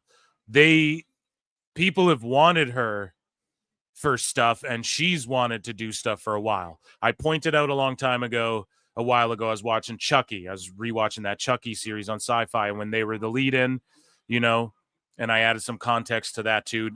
Not when it happened. I was watching it after. I think the third season has just come out or whatever. But you know, Liv was on that show, and that was the lead into WWE, and that's the only reason she was able to do that, right? Like, we're talking a long time. Same with Alexa Bliss being linked up with Netflix before the Netflix deal even went down. You know, these opportunities have been there. Triple H has been open to them, and yeah, Liv is apparent, like, she's sought after, bro. So we'll see. Apparently, this role is like a lead role in something where, I don't know, they're hyping it up so much to where it's, if it does, now I'm scared it's not going to live up to expectations, which is unfortunate for Liv. So I'm going to try and not blow up her spot. But yeah, apparently she's doing something crazy too. So we might have to rank her and then Hulk Hogan below Cena for sure. But anyways, I'm sure Rock will be able to buy himself an Oscar. That's true. He'll politic his way into one, brother. Maybe I'm still salty for Mania, but he's the last damn person I want to see on a screen. Well, lucky for you, the prosthetics make him look like an entirely different guy named Mark Kerr, Jonesy, but I dig what you're saying. In Hollywood, though, he's sort of got a second wind after being blamed for the DCEU exploding or imploding or whatever, however you want to put it. He really got blamed for that, but it was a myriad of factors, man. WBD was all fucked up. The DCU, the new one with James Gunn, I pray does well. But, yeah, I get it as a wrestling fan, you know, but I really think The Rock can bring a bunch of people out to that A24 picture. And I think it's going to be a really good performance. George Capture for 2 says 100 likes done. Twitch was fun last night. Yeah, guys, check me out on twitch.tv /ProWrestleTimes. I just jump on and hang out and chat. Sometimes I'm on headset, sometimes I'm not. And I'm just playing through like 2K, playing My Rise, and I don't know. I might play other modes and stuff like that. I'm just trying to unlock everything. You know, I want that 03 Scott Steiner, bro. You know what I mean? So, yeah, and thank you. We got to 100 likes. I think I asked like one time. So, because we got to 100, Jericho's coming. No. Live as Magic for X-Men. I don't know about that. That could be good if she was like in the Marvel MCU or something like that. They really got to show out with these next. I'm hearing Thunderbolts. Oh, I unmuted. I'm like, whoa, who's talking? Oh, that's me. At Phil Marks Out as well. Let me plug that channel because I got a ton of content coming over there. So I started a channel where I talk about movies and superhero stuff, and I'll be talking about Liv Morgan and all that over here, and I'll also be talking about just comic book movies, Thunderbolts. After I see it, my review will be up here. And yeah, make sure you guys sub to me over here if you want to hear me talk about pop culture and shit like that as well. At Phil Marks Out. But yeah, and I'm on Twitter too. But yeah, man, Thunderbolts is like, I don't know. When I saw the original trailers, I was like, it looks really fucking good. Honestly, I was like, this is what Captain America looks like it should be. I'm into the spy action, more grounded stuff. I know some people are like, oh, the MCU is so far gone, the MCU, but it's like, okay, just stop. Like, forget stuff. Just isolate that movie. It looks pretty good. And then they started showing what the movie's really about in these last minute trailers. And I'm like, oh, fuck. This is so good. And then I'm actually doing a whole theory video on this channel at Phil Marks Out, coming soon, where I talk about how, well, I'm not going to stooge it out there, but it has to do with Captain America, the new one, and Thunderbolts, and I'm going to write a good piece and do a good video on that. So make sure you tap in there. Speaking of good videos, let's get into let's get an Ichi ni Sanda in the chat for one of everybody's favorite segments, one of the many great segments here, an Ichi ni Sanda for AEW news, ladies and gentlemen. The best guy is Tony Khan. It's great. And unfortunately, Samoa Joe is going to job to Jon Moxley, which sucks. That's going to happen again, which really sucks, but oh well. Bryan Danielson, he's been lying. You know, why the fuck you lying? Why you always lying? Oh my God. Why you always Bryan? Daniel Bryan. So here's the thing, man. He's Shillington, but you guys got to understand something. Even if Bree and Nikki go back to WWE, etc., even if Bryan Danielson goes into the WWE Hall of Fame one day, you have to understand, Tony Khan has literally said that he's like, will leave if he got hit by a bus tomorrow, the company goes to Danielson. So it's not that, and I made a tweet, I was kind of rude. I was like, either he's lying or is just really dumb. But again, I'm being an asshole and trying to pop people. And it's one of those things, or it's likely the third thing. Okay. It's like, because Danielson's one of my favorite of all time, and I'm not joking about that. So I really don't want to like bury the guy. But the third thing, which is what it is that he is going to like own this company one day. So when he's like, yeah, I kind of do office stuff, whatever, it doesn't matter. He's on fucking retainer. Tony keeps him on a fucking salary, whether he likes it or not. Tony's like, I'm paying you. And Danielson will own this company one day. Let's say Tony Khan gets bullied out and does go, I'm going to step back. It'll be Danielson who's tasked with potentially taking over $1 billion company and then doing it maybe more right than Tony has done it. Let's say Tony, for whatever reason, steps back, right? God forbid. Like people are like, he'll never step back. Okay, let's say something. And I'm just saying, God for fucking bid. I don't wish this on any fucking buddy. Let's say he gets hit by a bus. Let's say an anvil falls on his head during one of these AEW Looney Tune shows. No, I'm joking. Samoa Joe's on screen. God damn it. I'll give it its flowers right now. But, let's say like something happens to Shad and then Tony's got to step up and like do these other roles he didn't think. And then Danielson's got to take over more of the wrestling stuff. That will happen one day. So this is like if Shane McMahon went and put over WWE. Guys, okay? Don't be mad at Danielson. Even though I put out the schmarmy prick fucking tweet. They say that the apology needs to be louder than the shit talk. Well, I shit talked Danielson a bit. I did say, I was like, either he's lying or is dumb. That's what I said. Well, here's my apology on my live show, not just a brain fart tweet. I will retract that and say, obviously, he's not lying, or it's a lie, but it's like a white lie. Okay. You know, he's embellishing a little bit, right? Which is okay, but he's doing that not because he's stupid. That was rude of me, but because he is going to own this company one day, pretty much. He will. Like, if anybody people go, oh, who would you pick to book it, Phil? Fucking Danielson and Jim Ross, maybe? I don't know. Something like that. Like, it couldn't be Bischoff and Cornette and shit. It couldn't be Cornette. Cornette wouldn't know what to do with these guys. It would be chaos. He'd fucking slap people like Santino Marella and go crazy in a month. And you know what I mean? So Danielson is, he's like primed up to basically run this thing one day. And he's on the committee and all of this stuff. So all of these quotes I'm about to read from Danielson, just remember that. Bear in mind, like, it's the same. And now the reason earlier I brought up, and we're going to talk about benching. Oh, benching. They're benching talent. Oh, they're benching. Right? This is the same thing, and we're about to cover it here, and I talked about it earlier in the show. When Nick Khan is like, we don't bench talent. Now, first off, people are taking that shit out of context. Nick Khan said, we're not going to sign people from AEW just to bench them.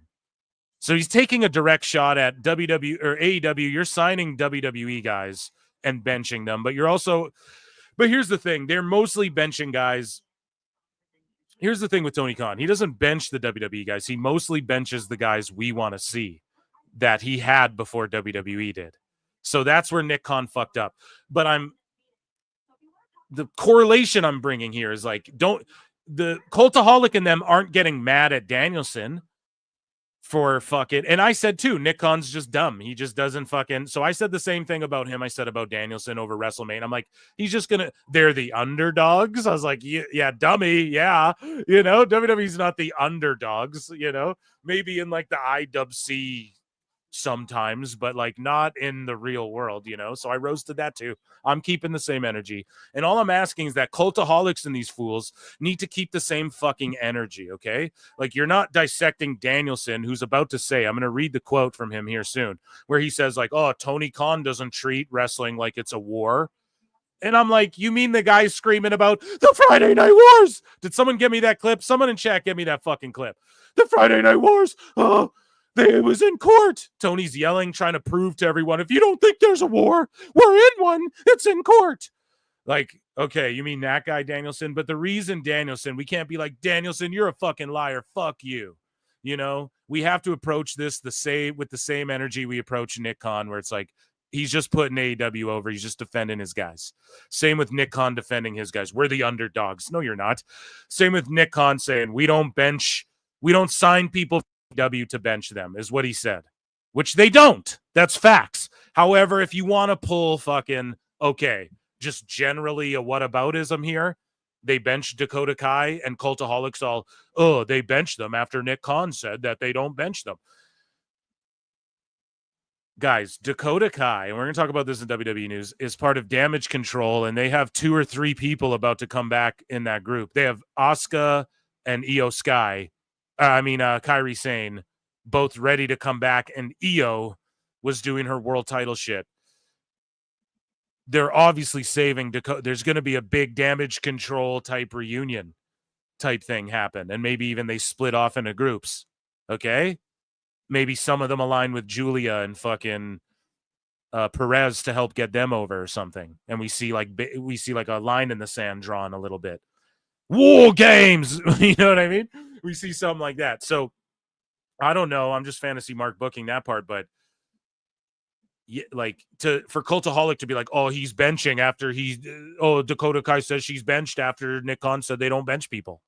Okay, well then nitpick Danielson. Right? Where's your 12 articles about, this guy's says they don't start a war after Tony said that they start wars in court and stuff. Like, where the fuck, you guys get what I'm getting at? Where's the same energy for both? So I'm not going to be mad at Nick Khan. I'm not going to be mad at Danielson. However, he's Shillington here. Hey, he's putting over his shit. All right. So let's read some of these quotes. There's a handful of them. It's the through line during this AEW segment here. Bryan Danielson picked his AEW World Championship win at All in London 2024 over his WWE World Heavyweight title win at WWE WrestleMania 30 when asked what moment is bigger to him personally. Danielson cited his wife and kids getting in the ring with him after the All in London win, as well as the knowledge that he was nearing the end of his career as reasons why. Now, I'm willing to believe that because, yeah, dude, when you have kids, your fucking perspective on shit changes, dude. And for him to share that with his family, I think means way more to him. And also knowing like this is probably the last time I ever hold a world title. That means a lot to him. So I totally believe that. Now, objectively, as far as like, you can never tell someone what means more to them, right? But it's like, objectively, what was a bigger moment in the history books? Clearly, WrestleMania 30. That's not what he was asked or is talking about, though, right? So I saw some people jump on Danielson. Hey, man, his goddamn family gave him new perspective. So fair enough. We have some fans mad at AEW. We'll circle back to that. So Danielson was asked who he'd choose to run a wrestling company with out of Tony Khan. Well, Danielson, before you answer, you know what they say. The best guys, Tony Khan.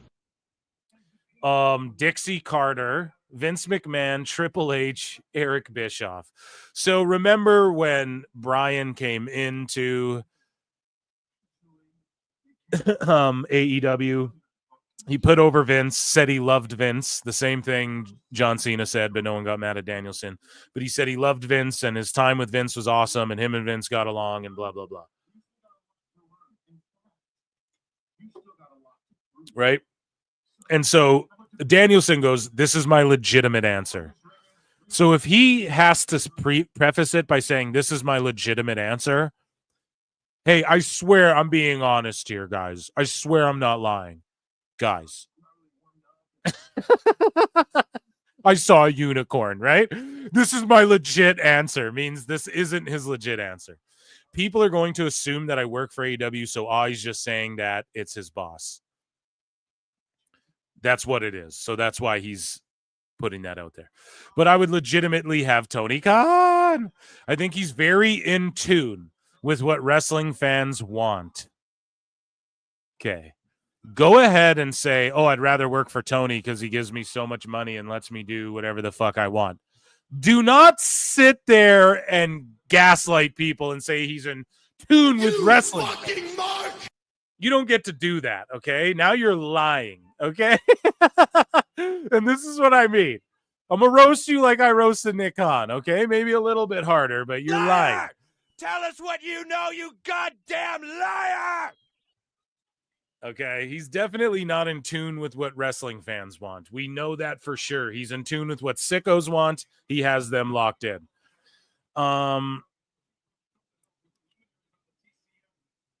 But he's also a good person. And I'm not saying anything bad about anyone else, but I know he always tries to treat people with respect and kindness. That's good. People who do that tend to get walked all over, though, especially when we're talking about millions of dollars. And that's what a bunch of the wrestlers have done, Danielson. So all I'm saying is if you really cared about the guy, you would fucking stick up for him, I think, backstage a little more and not just be like, well, hey, I'm here, but I'm not really here. But I mean, like, I'll take the paycheck, but like, I'm not really here, but I'm kind of here, but I'm not in the office. But I swear this is the best place I've ever worked. But like, I don't know, man. Like, you know, I'm not going to wrestle, but like, I might wrestle, but I kind of work here, but I'm taking the money and I might own the place. But, you know, right? You would be like, come on, bro. You tell him to clean this shit up. For real, let's be honest, man. Friends tell friends when they're fucking up. Kindness, and no matter where they are on the roster. And so that's cool. Other than you don't get kindness though when you're like Big Swole and you get ghosted, or you're Lexus King and you get ghosted, or you're Layla Hirsch and you get ghosted, or you're the boys and you get ghosted, or you're right. You're all these fucking people getting ghosted. We could go through the list. There's more. Chavo Guerrero. Right, so wherever you are on the roster, if he fucking likes you, right? But yeah, that's a good little answer, I guess. So, let's see. There's more Danielson we have here. Danielson picks 4 wrestlers he'd want to start a promotion with. So think about this. You get asked, what 4 wrestlers? And this is him again. Don't be mad at him. This is him like putting over his guys. This is like if you asked Nick Khan, what 4 wrestlers would you start a promo with, a federation with, right? Or a promotion with.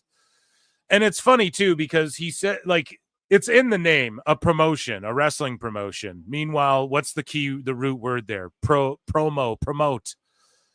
Meanwhile, you want to go with people who don't fucking draw anything and don't promote. But anyways, Will Ospreay, Swerve Strickland, John Moxley, Kenny Omega. Like, right? So you can't be mad at him, but you know this is lies again. It's like not Drew McIntyre. Are you sure about that? Liar! Are you sure? You'd take Swerve over Drew fucking McIntyre, bro. You sure about that? Braun Breaker exists, bro. You sure about that? You know, so it's just him putting his guys over, though. So we're not mad, but it is funny. We have some more Danielson here where he talks about his current role in AEW and how involved he is with creative. And again, Danielson's like, well, I'm kind of a consultant for now, but, you know, I do several things there. I'm part of the disciplinary committee, like those sorts of things. People may think it's creative. Some of it is, but it's very little. Like we had that awesome spring breakthrough show, which had the incredible Ospreay Takeshita match, the Ops winning the trios titles in this incredible show. I didn't have a single thing to do with that show. And then he laughs. Yeah, I think he's working people. He's leaning into the disciplinary committee thing, right? Because that whole thing, to AEW folks, that whole disciplinary committee thing was blown out of proportion. Do you all know what I mean? Like to them, it's just blown. It's not like, yeah, it was just that whole thing according to them, but it depends what side of that aisle you're on, I think, you know, but Danielson just sort of ran with it. So, is good shit, pal. So where else? We have Danielson speaking with, well, my tweet out, I was like, okay, so Danielson's flat out lying. You can't ever believe a word that comes out of his mouth ever again. TK literally had a meltdown screaming about the Friday Night Wars is real. If you don't believe me, ask the courts. Brian is paid to lie or is a dumb guy. Fuck, I want to delete that. That's so rude. I was just feeling spicy on X, man. Danielson, AEW doesn't approach other companies in a warlike fashion. So that was the last thing I have that he said about AEW, but it's like, man, yeah, they fucking do. You know, Tony Khan, where's the clip? I wish I had it. Where he's like, oh, it's fucking, it's in the courts, the Friday Night Wars. Look it up, you know. So I just really wish I had that clip pulled up. And I'm sure I could find it on X really quick, because the Harvey Weinstein thing is like, well, no, let's do a fucking direct. Let's do a direct thing here, you know? I'm looking it up right now. It's like, let's do a direct one-to-one comparison. Like, yeah, he brings up the fucking Friday Night Wars all the time, man. Well, not all the time, but he brings up WWE all the time, used to, and then he brought up the Friday Night War. So the quote is, I have it right here. The quote is, the matches, he carried the Friday Night War, which, by the way, is a matter of record in fucking court in the state of California, that we won the Friday Night War. Just ask Jerry McDivitt, because he fucking wrote it. You guys remember that? You guys remember that? Right? So Danielson fucking lying over here, right? And this is what makes some of the fans, like, they get disinterested and they don't give a fuck anymore, man, because the wrestlers, they just get people disinterested in this shit with some of the conduct, like Ricochet being like, well, come fight me then. It's like, well, that's not even good heel work. Like, that's just dumb. You know, you're like a ninja warrior guy, bro. The wrong person will run up on you challenging people to fights, right? Like, dude, yeah, I know you can flip off a guy's back while another man will catch you, but like, you know what I mean? Like, don't put that energy out there, bro. And so we have more examples of that. It's a perfect transition into, you know, the next part of AEW news, and that's, you know, Blake Christian saying, streets calling me Mr. 1.67 milli. No cherry on top, just vanilla, baby. And so, like, this dude's bragging about fucking people falling asleep after the NBA game and losing 1 million viewers. You know, that's what dude's bragging about. It's just a turnoff. It's just a fucking turnoff. So Dustin Rhodes as well had this to say. And again, this is a guy whose life has been changed. Like, Tony Khan's given this guy ungodly money and ability and job opportunities and ability to freedom and stuff like that, right? And Dan C says, would love to see Dustin finish up his career in WWE with Cody. And Dustin Rhodes says, nope, AEW is where I will finish. Only place I have ever felt respected. So he flat out says, man, AEW is the only place he's ever felt respected in his career. And Dangers Man says, that's crazy to say. Your match with your family versus the Shield was amazing. You guys were the first team to beat them. That's respect. I was right there front row. AEW as a whole is lazy. And then this Dustin Rhodes says, no, I had a wonderful career as Goldust and respect the shit out of my time with WWE. Goldust ran its course. I'm having the time of my life coming back full circle as Dustin Rhodes. No hate towards them. I had 24 years there. My passion lies where I am now at AEW. I watch all companies. So, yeah, I mean, shout out Dustin Rhodes. That's a good response. And it's good you feel respected in AEW, but, like, does he not understand the only reason he's respected in AEW is because he was Goldust? Right? Like, Tony Khan, I don't think would respect him otherwise, you know? That's the thing, man. Where's the respect Athena gets? Well, she's the longest reigning Ring of Honor world champion on Honor Club with 20 people who watch it. I don't think that's respect, bro. So I don't know about all that. And some of the fans are getting pissed off, right? So this lady here at wrestling_chat, I believe this is a lady. Sorry if it's a dude. Says, I know it seems petty as people probably won't mind the prices, but for me, any show where good seats to see, that's the point of wrestling versus music, costs £200 plus, not even taking into consideration travel and accommodation. I can't make myself do it. AEW Forbidden Door. So people are getting mad about the cost of fucking Forbidden Door here. Like, I understand it's AEW and they have to get there and New Japan talent, but over £280 for tiered seats at £215 for side views. That's more than any K-pop concert I've seen, and those prices are high, which they are. I'm sorry, I just can't. I'm just disappointed and angry. So, like, that's the thing. AEW isn't allowed. Like, Elbu will talk about it later. He's like, oh, the best bang for your buck is in AEW. No, it's not, man, because some of these big-ass places, you have to pay for parking, or, you know, and it's like you have to go to this empty, vapid building and pay fucking $12 for a beer, you know. Like, that's not good fan service or bang for your buck to see the product that they're putting on and the stars that they, quote-unquote, stars that they bring to you, you know? We're seeing Tony Storm being took to the limit by a lady that, like, none of these people have heard of, you know? So that's an indie show. You fucking price it lower. So I don't know. Mina Shirakawa, though, coming back to AEW, and Mariah May is leaving, and so Mina's going to get punished. And she's trapped in Ring of Honor land. Of course, Layla Gray, who is awesome, and Mina, they're in Ring of Honor land, because why would they be on the main roster? Why would they be in this match, let's say, with Tony Storm, as opposed to the, you know, like, why isn't Mina in here carrying on that story?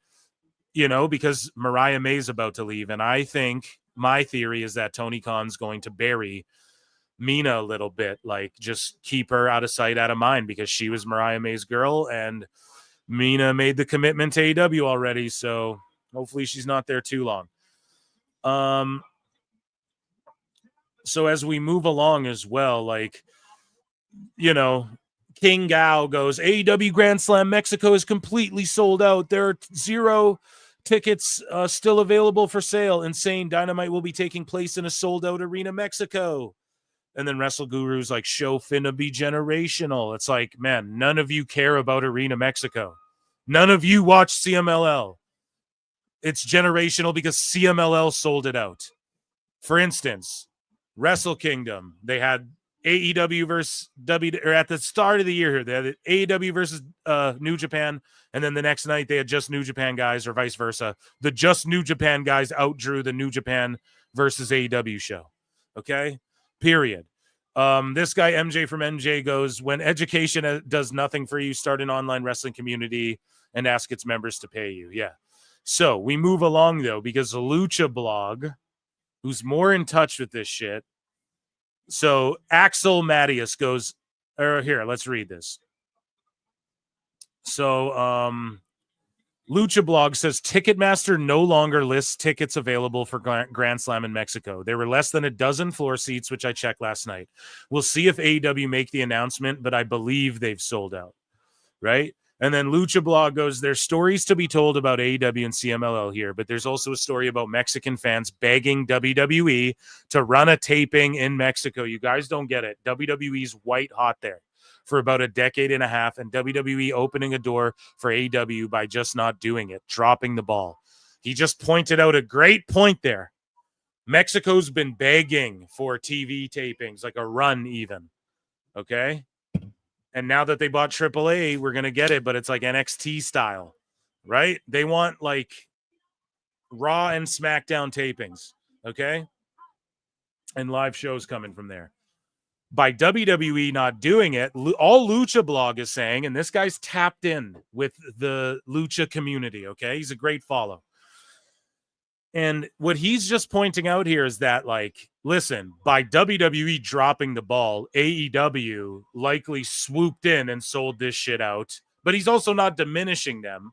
And it is a pat on the back. Like, it's good that AEW swooped in and did this, okay? Even though they just had Mercedes run away from Jamie fucking Hayter like a coward. Wow.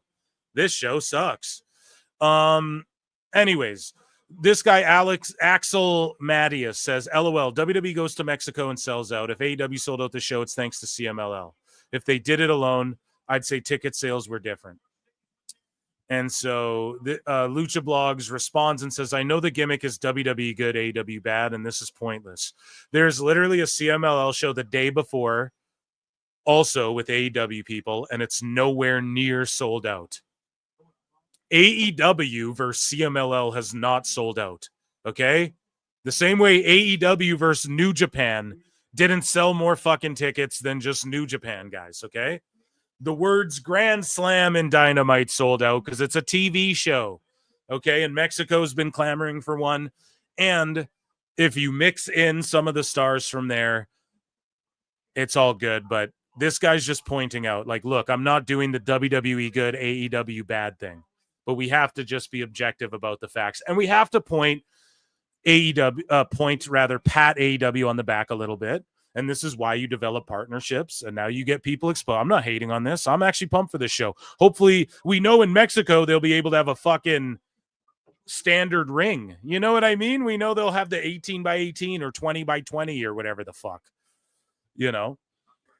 But, yeah, definitely people are going to play these games. Ultimately, at the end of the day, kudos to them. WWE got beat to the punch here. If WWE had ran its course, who knows? But we're not about to play a whataboutism and go, well, if WWE, like, I don't care, you know? I hope AEW does great in Mexico. I've always said AEW should do runs. Here, we're going to spend a month in the UK, 2 months in the UK. Then we're going to spend a month in Mexico. Then we're going to spend a month of TVs in Australia. Then we're going to spend a month in Japan. And just run these cool different venues and try and build up a fan base. And then over the years you become a product where you can just fucking show up places and sell out big arenas, you know? I've always said that. So I hope they do well in Mexico. We move along here though.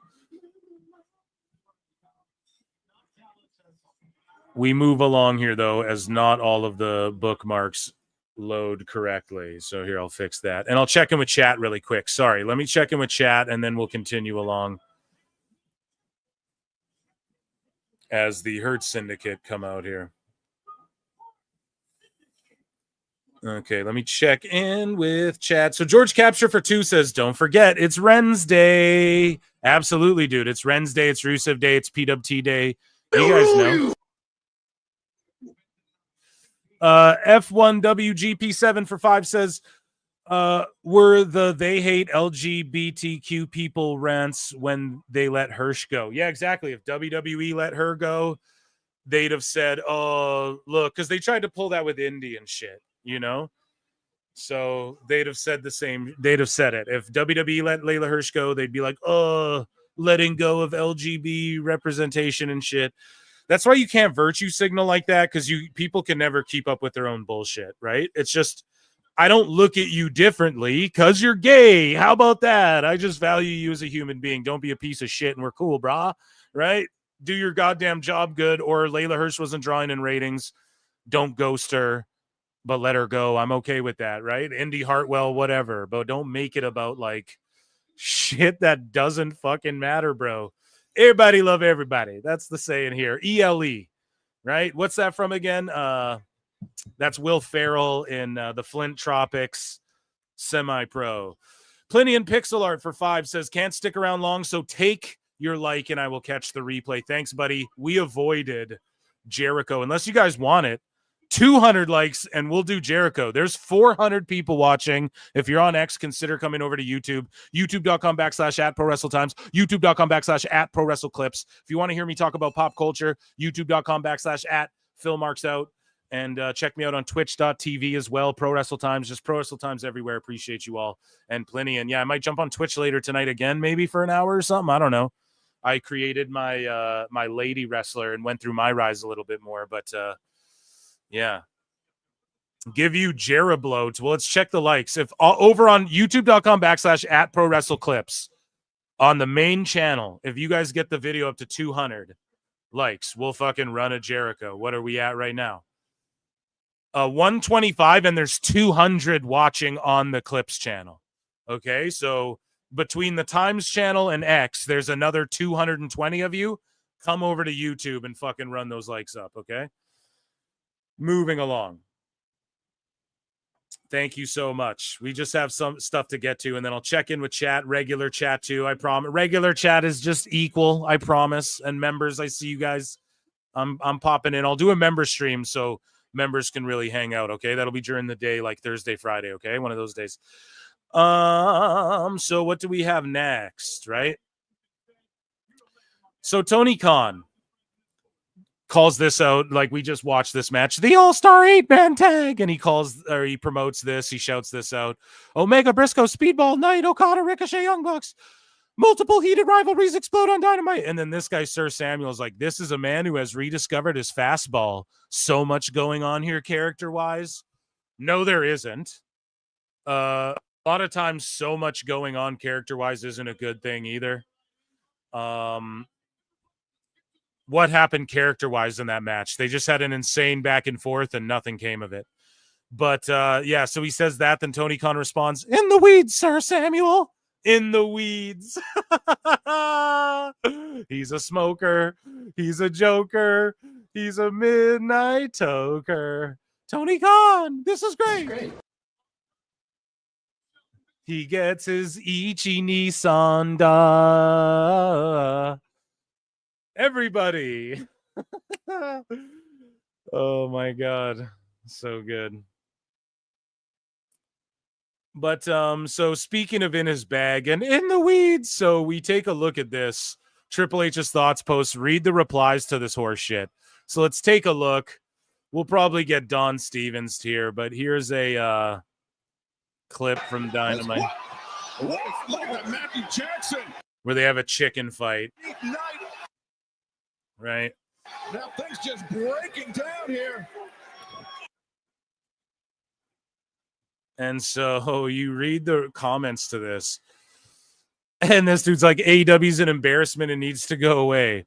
This guy goes, and these all get like shitloads of likes. I'm embarrassed for all AEW fans. Embarrassing. What in the chicken jockey is this? Where the best wrestle? I feel like this is available on xnxx.com. Oh my god. You what? Dude. Literally turning into an episode of the Three Stooges. Oh my god, they have a pool chicken fight or what?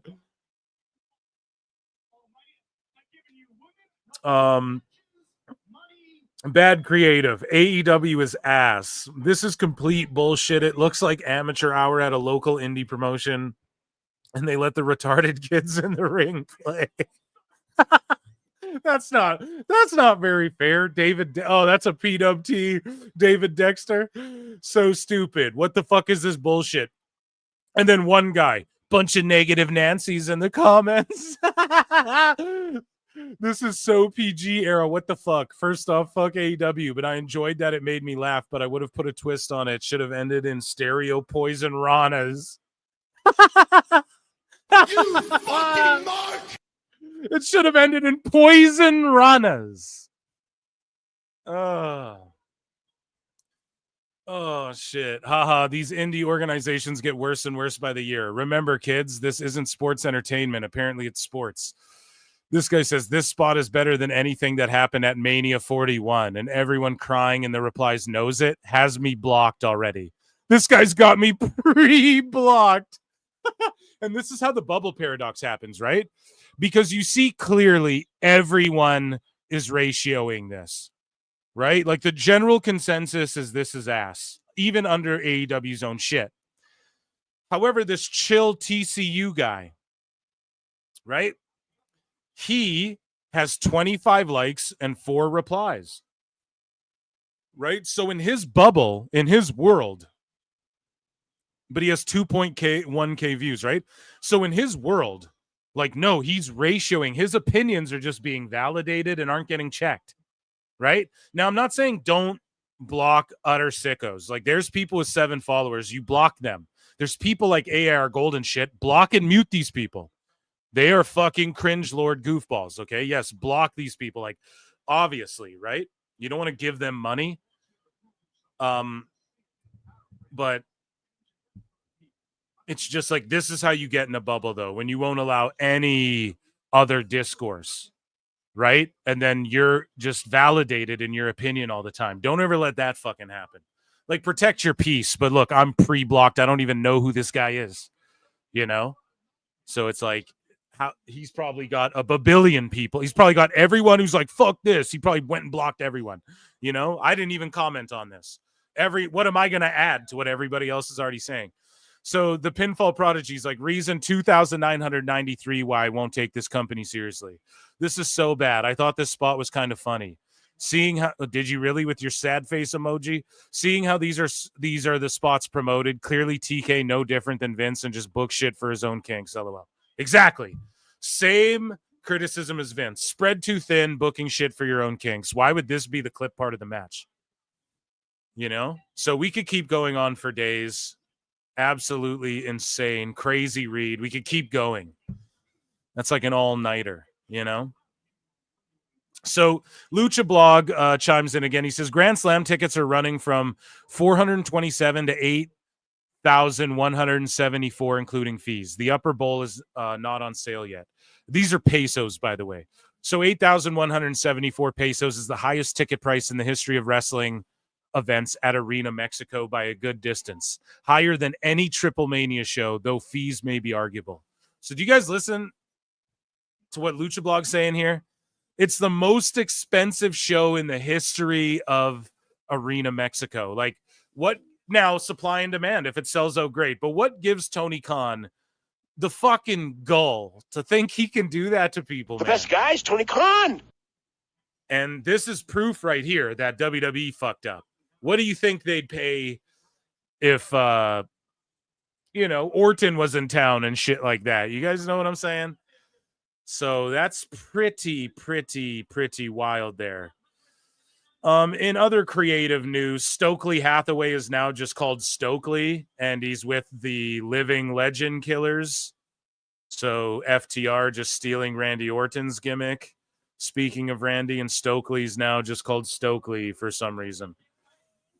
AEW Collision is forced off TNT for the Avengers movie and will air on TBS instead. This is no joke, man. This is real shit. So let's take a look at this. It's an Avengers marathon, and this sicko tried to correct. He's like, it's an Avengers marathon. Bruv, they're playing Infinity War Endgame, and then Infinity War and Endgame. Back to back. Back to back. They gonna ask if I don't play this shit. Back to back. Yeah, they want it back to back. They fucking meek milled AEW with the Avengers, bro. That's what TNT did. They meek milled Tony Khan with the Avengers. It's not even like, oh, we're going to play Avengers 1, 2, 3, 4, 5. They're playing Avengers Infinity War Endgame, and then right after they're playing Infinity War, then Endgame again instead. A fucking collision, bro. And yet these folks are taking victory laps about this, about that.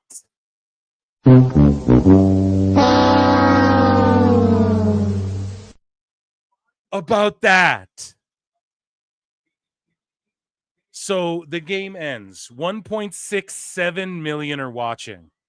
Within 11 minutes, it drops by almost 1 million. Oh, more like 800,000.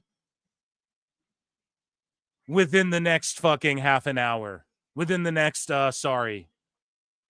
15 minutes, they're down almost 1 million. Within the next half an hour, they're down 1 million. You get what I'm saying? Or 15 minutes from that. By the end of the show, they do an overrun because Tony thinks for some reason, well, if the NBA fans stay on, we'll do an overrun. And he paid for this. 5 extra minutes with Daniel Garcia, bro. And there's 365,000 people watching. So I don't know what they think. Oh, there's AEW fans, 419,000 who stayed up. Even they're like, fuck this. Even they're like, fuck this. I don't need to see the end. I'm just shutting this off. It's too late for me. Okay? And they had 2 picture-in-picture ads in the main event for 419,000 people. And then they sit there and go 770K, a 0.20 in the key demo. Guys, the real number is 550K to 356 because that's where people's TVs sleeper timers shut off an hour after the game was done is when people's sleeper timers went, you haven't pressed a button in 60 minutes. Sleeper going off in 60 seconds. For real! That's the facts. And am I the only one? Did I just invent that? TVs do that, bro. Everyone's TVs went, oh, you have not pressed the volume button in 60 minutes. Shutting off in 60 seconds. That's what everyone's TVs did here. And then this overrun is the amount of people who are like, okay, fuck, I have to see the last 5 minutes. Don't they get that? It's not, don't take a victory lap. Okay? Don't take a victory lap yet. Or when you take the victory lap, go, dude, the huge lead in. I hope that it led to a bunch of more eyeballs on this product. And then you don't turn fans off. Other real fans off. Okay? For the love of God. For the love of holy God. Okay? Let's check out this chart here as well. I'm not a numbers guy, B, but WrestleGraph says it has been 7 months since AEW Dynamite exceeded 700K viewers. In that stretch, the gap between AEW and Collision. So this is right before that Collision surpassed 700K on average. So it broke the streak. And then now people are using Collision against NXT. And it's just like a fake number. And it's like, don't do that, guys. Just don't do that. Because what's going to happen when NXT goes head-to-head with All In? And they prove that NXT's streaming numbers like blew AEW's out of the water or something, dude. It's going to be fucking crazy.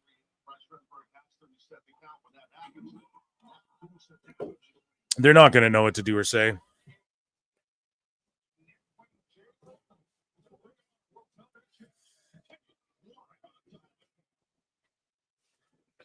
But yeah, this graph here essentially showing that, yeah, they've just been down and like their pay-per-views have been down. And you could attribute some of that to, well, they're streaming now, but I don't think that has anything to do with it. Hulk Hogan names Toni Storm as his favorite AEW women's wrestler, brother. So they're asking him about AEW. He just has heard the name Toni Storm. You know what I mean? He's just heard the name, so I don't think he really knows. So Buddy Matthews gets asked if he'd want to go back to WWE and be with Rhea, his wife, and guess what his answer is, guys? Would you want to go back to WWE to be with her?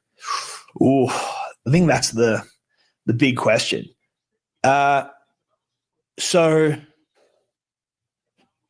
I would I would love to do something with her. I would love to do something. I think that story and our chemistry, just the way we are, would be good television. I think would be fun. It's definitely that's definitely something I'd like to scratch. But if it worked out, you know what I mean? I wouldn't want to. Like the good thing about with her in WWE and me in AEW is that, and us both being in the business, is that I would never want, and I don't think I would ever get there. I'd never want to be like jealous or get jealous. Shout out Chris Van Vliet. Of her in her position. Like, I don't want to say if she's a megastar, she's John Cena of women right now. And if I'm like lowered and like, let's just say I'm doing enhancement matches or whatever, I don't want to be like, well, you're doing that. You get this special. You're doing no matches right now, and everybody makes fun of you when you're at the supermarket and fucking Rhea's getting asked for pictures, and the guy in the picture doesn't know who you are. Now, no one wants you to feel, and I get what he's saying, but bro, that's the perception regardless. It's Rhea fucking Ripley. Okay, like unless you're John Cena, like you named, or The Rock, and you're dating her, there's no unless CM Punk breaks up with AJ Lee and starts dating Rhea Ripley, there's no more over women in the business. Like she's the number one in the world, the top name, So, I mean, that's always going to happen. I wouldn't worry about that. But he is essentially saying he would go back to WWE to do that storyline. continue along. Shout out Insight with Chris Van Vliet, Giga Chad. Treatment, and I get this. And then kind of resent her for the position. And not, like I said, I don't think it would ever happen. But I wouldn't even want that to even be an option. And then also, if something happens at work, I want her to be able to vent to me without me going, yeah, no, but like, you know, this is how you play that game, where I can kind of be that in the back seat going, yeah, I understand what you're talking about. Like, yeah like, you know, you deserve whatever, or, you know, you should do it like this or whatever, or just let her rant. And I can do the same to her. Yeah, no, that's good. I'm sure there's a lot of ranting you do to her. Like I say, I did this, and, you know, we can talk about the positives, we talk about the negatives, what upsets us and all that. And it's just like, we're on the same team, but we're playing. It makes sense. This is what happens at your workplace. This is what happens at my workplace. Yeah, and we wouldn't really have to. It would never ever become a competition. Yeah, you wouldn't be commiserating if you're in the same company. Yeah. So that was definitely something that I thought about, like, you know, at the start. But would I love to work with her eventually? Absolutely. Like, I don't think there would be anyone in the wrestling industry from any company or any part of the world that wouldn't want to be, you know, doing something with Rhea Ripley, because whatever she touches turns to gold. Yeah. Yeah, it's crazy. She used to watch him as a fan. You know, and then like before, as she was, would you want to go back to WWE as she was getting into the business, and like she used to hate him, you know, because he would heel in Australia and shit. And and then they ended up dating. It's pretty crazy. Getting married too. I think they're married now, or they're engaged at least. So again, Phil don't miss to wrap up AEW news here. Phil don't fucking miss. So Cope says it'll be time to call it a day on his in-ring career when he turns 53 at the end of his existing AEW contract. He turns 53 in October 2026. What did I tell you, mother? I said September. And I was like, and because of his injury, like, God forbid, he's frozen. Like, you know, and we were talking about, hey, if talent are looking at fucking their contracts, and they might be, God forbid, Edge is there until, you know. So bickety boom, man. There it is. Don't miss. He turned. So I'm off by a month or whatever. Who knows if his deal's up on his birthday? It might go into the new year. It's saying at the end of his existing contract when he's 53. So you got to assume might be September. September might be when his shit is up. So, and I just mathed that by, you know, being logical here, piecing this all together as we chronicle here at PWT. So again, soon, I told you, it's like 2-3 years or whatever he signed. And then that injury froze him probably for a long ass time, you know, like however long he was out there. I can't remember, but if you mathed it out, I was like, maybe like September next year or whatever the fuck. So I think it was supposed to be this year though, but now it'll be next year is what I was saying. So go back. You can hear me talk about all that. And that, ladies and gentlemen, was AEW news. Fucking the Exodus of 2025 continuing.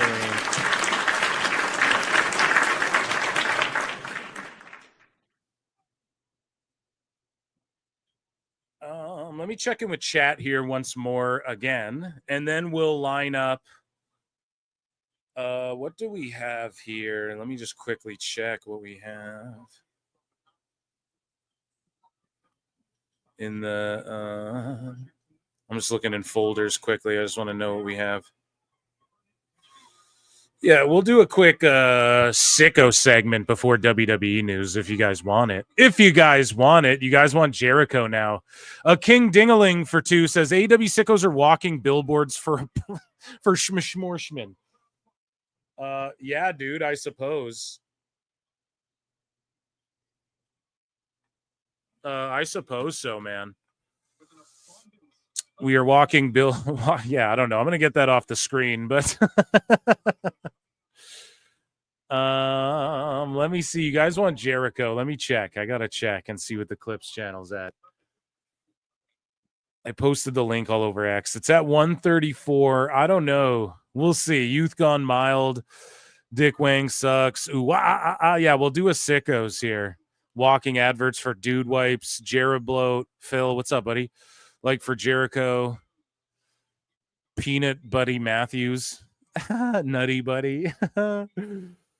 Buddy has come out and said he hated that gimmick. I like the part where Buddy talked like he actually has something to do on Wednesdays. There's one thing she touches that hasn't turned to gold. I love gold. Holy shit, that's funny. Sorry, when I see the Young Bucks, I donate to Planned Parenthood. Oh shit, Nick Plain. Oh my god, too funny. Okay, are you guys ready for a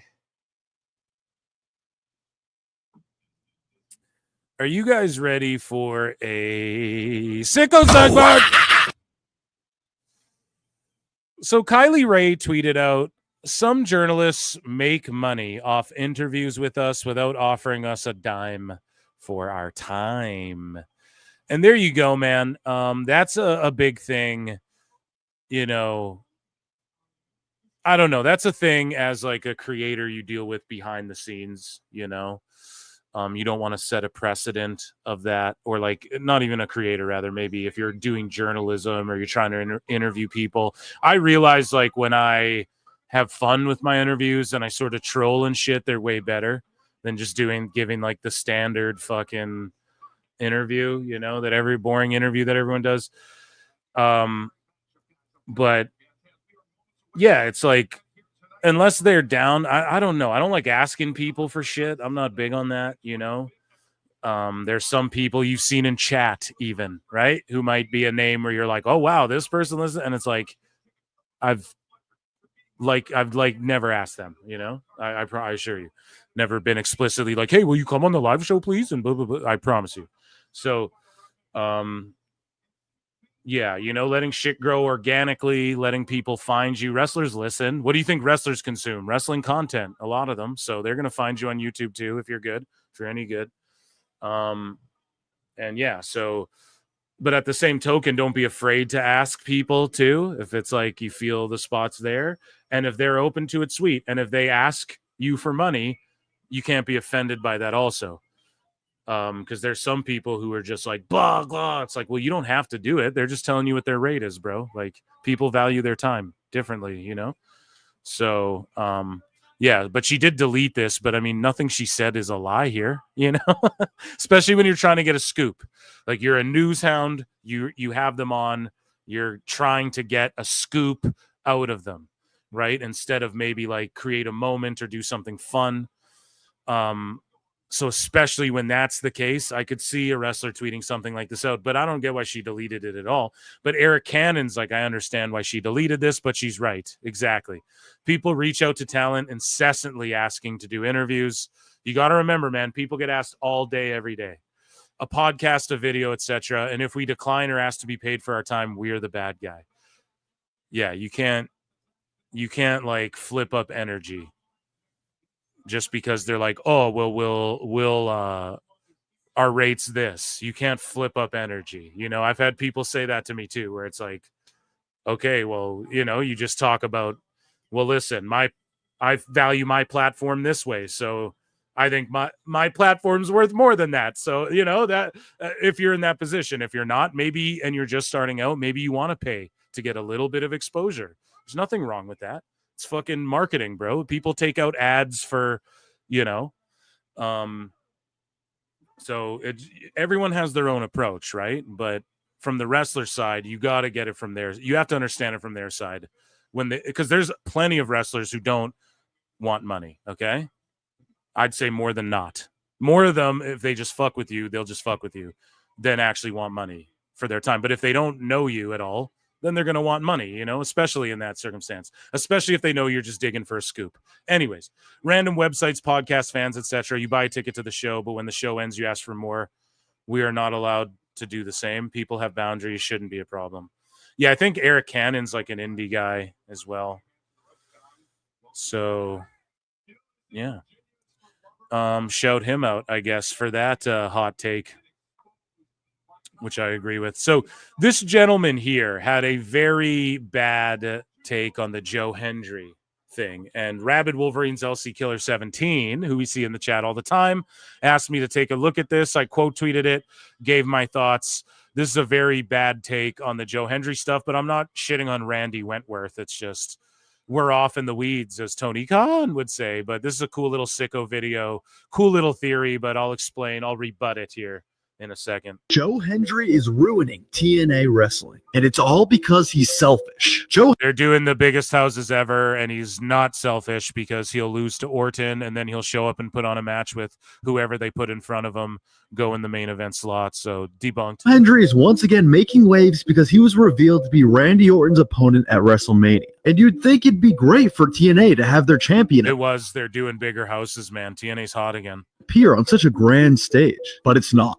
People are so hung up. I get sickos who like follow me over to my Phil Marks Out Twitter being like, oh, this guy said TNA was going to do 8K and stuff like that. It was like, yeah, I was talking shit. And they're like, oh, they said they're going to outdraw AEW shows. Yeah, they're doing 4K, dude. AEW Dynamites. I said specifically Dynamites. TNA is going to outdraw Dynamites. That'll be crazy. I said that and they fucking are. Okay? Some of these Dynamites are selling like 1,200 tickets, bro. 1,300 tickets. Okay? You got to fucking understand and learn to read. And who cares? I make bold, hot takes. A lot of people are scared to do that. They say the vanilla thing because it's easy to say the vanilla thing. Right? It's easy to just say the easy thing that gets you the 1,000 likes. We should apologize to Meltzer. It's easy to say that shit. Okay? It's fun. And it's harder to go out there on a limb and go, I think in 2025, they'll do like 8K. 2025 ain't up yet, bitch. 2025 ain't up yet. If TNA does an 8K one time, and that's always the business I stood on, one time, they'll do it. I think in 2025, we'll get one TNA pay-per-view that outdraws or does close to one AEW pay-per-view, and I'll stand on that prediction. And if I'm wrong, I'm fucking wrong. See how easy it is, Dave Meltzer, to just say you're wrong, bro? Hendry only cares about himself. He doesn't care about representing TNA. And speaking of wrong, this guy's fucking wrong, okay? He just cares about getting his spotlight. You'd think So debunked because TNA wants Joe Hendry to do this stuff. I think he'd be focused on raising TNA to greater heights. He has. Considering that's the company he's contracted to. He's also contracted to WWE in 2026 when his deal's up with TNA. Instead, he's trying to go to NXT. He's not trying to go to NXT. He's in NXT. He's already training in the PC. He's trying to get a spot in the Royal Rumble. He got a spot in the Rumble. He got a spot at WrestleMania. He's trying to wrestle John Cena. And he will wrestle John Cena. Now he's out there wrestling Randy Orton at WrestleMania. What about elevating talent in your own company? That's what he's just been doing. And in fact, he was just elevated. So you want to keep the momentum going. Nick Nemeth from WWE passed the torch and helped elevate Hendry and these people along the way, and he's having main event matches. The crowd's popping for shit. He's super over and going viral all the time. And he's in what is that game? PUBG Mobile or whatever? Rather than trying to leave it. And what's worse is he entered his matchup with Randy Orton as the TNA champion. No, that's better. Beaten with ease with an RKO, and then got embarrassed with another RKO afterwards, which is embarrassing TNA in the process. Joe Hendry should be ashamed of himself, and TNA should be ashamed of their champion. So if they need a champion that knows how to represent the... Okay, Sami Zayn Jr. This guy's talking. This is a little mini Meltzer over here, you know, so that's funny. But no, I'm not roasting the dude. It's a good theory, but I don't know if he's off in the weeds like, you know, Tony and Elbu, and he understands exactly like what's going on with all of that. But this guy goes off on some craziness. Wrestling Days YT. He goes, if you want to get upset about kayfabe being ruined, these Tops patches upset me much more than the WWE Unreal documentary series. These little patches that you have to play Where's Waldo to fucking see. That nobody cares about. That's awesome for the wrestlers, awesome for collectors. You don't even notice them. And people are this triggered over them. Listen to this. So Roxanne interrupts the Raw match on Monday. She had no match. This was her only appearance on the show. Next week, she had a fucking match. Yet somehow she got a Raw debut patch and had it attached to her gear? Yeah, it's her debut on the Raw show. Yes, we can make excuses for this. She was going to face Io, but Stephanie interrupted her, etc. Wait, you dumbasses understand that if you were on Raw before the patches, that doesn't count. But even like Rey Mysterio gets a Raw debut patch when he debuts since the patches have been a thing on Raw. You guys understand this, right? You fucking idiots. These idiots don't even understand that. Wait, you know that like Orton's going to have a SmackDown, probably had a SmackDown one on too, right? Holy shit. What the fuck, man? She was going to face Io, but Stephanie interrupted her, etc. But what about when it happens next time when someone from NXT interrupts a Raw or SmackDown segment? Then the next time. I don't know. We'll see, bro. It's like bro. Tony Khan signs guys, and then they don't get, like, Big Bill was under contract, but then he got a Big Bill's All Elite graphic like 4 months later, right? Because that means when you get a contract. The people who are in AEW who don't get an All Elite graphic, they're on like per basis trying to work their way to a contract.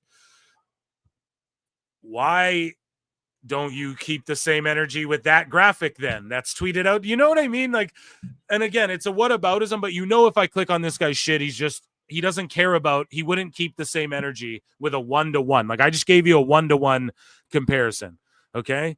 Like, it's the same thing as that, bro, because their real debut, you're not officially All Elite till you're signed to the deal. You're not officially debuted until in the internal sheet that none of us get to look at, okay? Triple H goes, you're officially on Raw. Whenever that moment happens, that happens behind the scenes and we don't get to see it, that's when they get the patch, bro. Calm down, you know? Plus, don't get me started on how awful they look on the Wyatt Six or other such characters. So it's going to look awful if it's on the inside of Gacy's shirt or his trunks or in his sock or under where his flannel vest goes over. On his back, he just attaches it there. Like, you're really crying about this? I want you, Wrestling Days YouTube, to point out every fucking patch ever now. I want it documented. Raw, SmackDown, you're the Meltzer of Tops patches now. I want every single fucking one you ever see written down and where the person had it on what episode now, or else shut the fuck up. And no, I'm not joking. It's an extreme, but you're going to an extreme. What if the Wyatt Six? What if Umaga wore a patch? Oh, so the elbow pad that says fucking Infinity or whatever on it, that's okay when the guy wears Nike fucking elbow pads, but it's not okay, right? The guy tapes his wrists and puts knee pads on under his tights, and that's okay for a crazy Samoan guy, but you know what I mean? Wearing a fucking patch. The Wyatt Six, they're wearing wrestling boots and do a whole orchestrated entrance, but Nikki Cross can't have a fucking patch on her boot. Are you fucking dumb? Jesus. So anyways, would we have to attach them for when the Wyatt Six did their massacre arrival last year? I don't know, but it was all dark and no one would have noticed because the lights were out and everyone was beat up. So you wouldn't have even seen them, so who cares? Maybe they would have. You fucking Mark, who cares? Plus, what the fuck? Cage Match says Roxanne wrestled on Raw back in 2024 and again in early 2025, meaning this wasn't even her Raw debut. Yeah, bro. It's the patches weren't a thing then. The patches weren't a thing then. But what if it only counts when you become a main roster superstar? Well, it doesn't say that. They're playing cards for kids. It says when you make your first official main roster appearance. So what were the previous appearances? Unsanctioned? Dreams? Illusions? Dude, I'm seriously done with these companies following last weekend's Sponsor Mania. Oh, man. You feel bad for people like this, dude. You feel bad. Should we check out his YouTube? Let's check it out. Let's see. Dude has 300,000 subs on YouTube. Okay. So pretty crazy. a stream from 4 days. Yeah, man, the guy's crushing it on YouTube. So check him out. Maybe he goes on these emotional emo tangents like this on his show. And shout out Wrestling Days. But yeah, that's a fucking crazy meltdown to have over tops patches. And bro, if you go click on his shit, it's just a banner of all of his wrestling dolls and collectibles and shit that he's sitting in front of. So like clearly this doesn't bother you that much. I don't know. I think saying crazy shit just gets you a bigger following though, you know? Like if you just go, I'm anti WWE, you know, then all of them will jump behind you. I'm anti AEW, you know? But yeah, I don't know, man. The people melting down about the tops patches, like I've been saying for fucking weeks, bro. Insanity. You're insane. You're fucking insane. So again, the victory laps, Ace Humphreys, AEW Collision, 707K viewers. The NXT streak is broken. Then Ricochet, King. And they'll continue to kill AEW taking victory laps for nothingness. I'm just disinterested at this point. And that's the worst thing. It's like I don't care. Even this show's on right now. I haven't cared all night. Like I don't give a fuck, man. No one cares anymore. That's the problem. And that's what you don't want. So MJ from NJ says, what happened to the famous SRS clout? He used to get so many more likes for stuff like this. So they're beefing, and MJ actually DM'd me, and Sap called him, bro. And I quote tweeted, I was like, he's just going to call you a weird, obsessed bitch and say he wants to fight you and then hang up. And yeah, it's like Sap making night calls to people in the middle of the night, manically fucking calling them names, threatening to fight them and shit. Still in 2025 after he's like, I promise I'm going to do better. And yeah, he tags him. He's like, let's have a call man to man. I don't need more than 1 minute to say what I need to say to you. And yeah, he got his number, bro. Somehow he stalked it out. And then he fucking called MJ. And yeah, bro. What do they say? Old habits die hard. Is that the right saying for this? Or it's just right back to the old ways, you know? You can't yeah, it just won't ever change, you know, when the dude's saying shit like that. It's very rare people change. So Elboo with our last one here. Elboo, we talked about this before, you know. So Dynamite, right? Sold 3,500 tickets, and Elboo's like 60 to sit in the lower section, and you're guaranteed to get at least 2 excellent matches at this taping. Like, what does that even mean, bro? That's such a dumb fucking thing to say. If you pay 60, you're guaranteed to at least get 2 good matches, bro. There's like 15 matches that they have announced. Well, I hope it's more than 2 good ones. You know that matches don't have to just be flip fuck fest to be good, right? Going to an AEW show is one of the safest bets in wrestling in terms of getting bang for your buck. I'll agree. Like if you walk up to a Dynamite, it is for sure. You just get cheap ass tickets. It's a TV show. People are lit. They're having fun. There's fireworks, you know, like it's chill. But when you're in a big empty building, it's kind of whack, man, you know, and like the beers are expensive. I keep bringing that up, and the fucking food's expensive. And sometimes they charge for parking, or it's like a huge lot you got to walk across, and fucking you know what I mean? It's just inconvenient. And it's also that like Monet's tour bus, and everyone can have their own dressing room and all that. That's why they do this, by the way. I just want everyone to know the bigger buildings work better for them. When Tony, like, that's how out of touch he is with fans and just the common man. He's like, oh, well, the accommodations are better.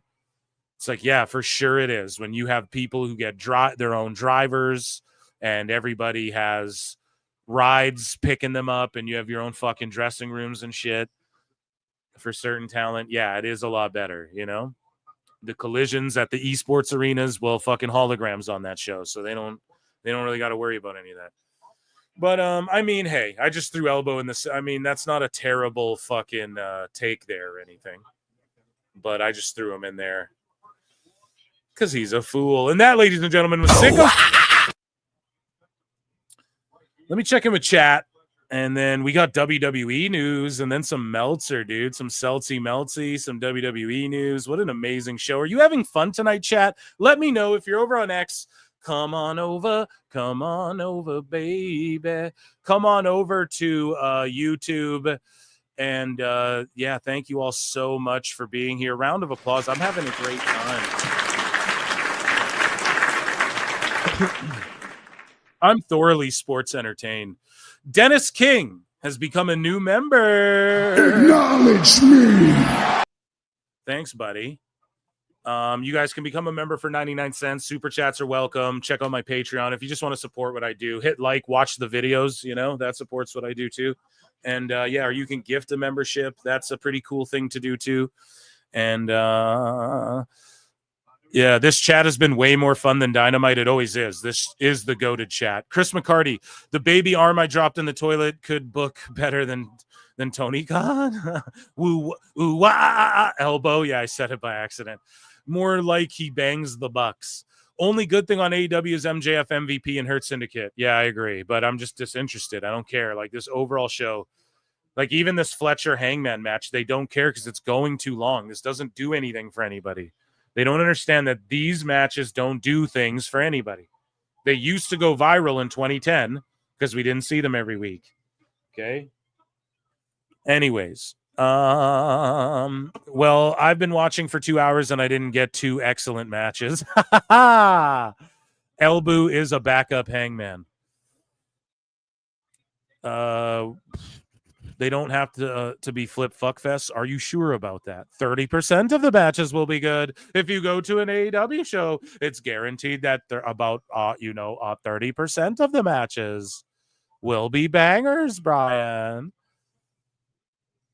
I signed up for a free trial on Triller and feel ripped off. God damn it. Because you guys have been so good. Joining us on the show, ladies and gentlemen, Chris Jericho. I look and see it's not just me. So many others have stood where I stand. We are the young, so raise your hand. They call us problem child. We spent our lives on trial. We walk an endless mile. We are the youth gone wild. We stand and we won't fall. We're one and one for all. The writing's on the wall. We are the youth gone wild. Let it get wild. Yay!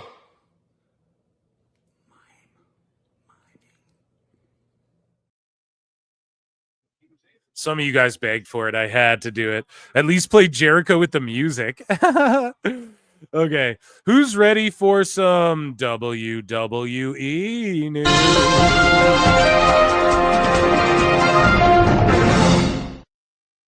So congratulations to Corey Graves and Carmella, who have announced that they are expecting their second child. And I really hope that she doesn't have any complications again or whatever, right? And I'm not trying to speak ignorantly or out of turn. So, guys, we were talking about NXT a little bit. Again, I got a fucking, yeah, I didn't review it or anything. It's a great show. Listen, they're breaking up groups, all right? They're breaking up teams. The Meta Girls have told, Noam Dar, who's returned, and Oro Mensah that, like, hey, we gotta, and Noam Dar returned and out of nowhere won the Heritage Cup back, which is awesome. And yeah, they told them, like, look, we gotta go do our separate things and go our separate ways, which is good because I want to see Legend and Jakara in the women's tag team division. And it sucks because that entrance, we'll get it sometime though. Like, they'll do a callback to it at some point in history down the line, but even Shield, like, people loved Shield. You got to break them up eventually. Everyone's going to do their own things. The Meta Girls are going to stick together. I think Noah and Oro might be friends, but they'll probably split off too. And yeah, let's watch a clip of this. Hopefully don't get done. Just sit down for a second. Noam, a lot has changed since you've been gone. I mean, I was in the Royal Rumble. Jakara and I, we were in Saudi. We had an opportunity at the WWE Women's Tag Team Championships. And Ora, he's been killing it on the wall. But honestly, Ora's always been Noam's main man.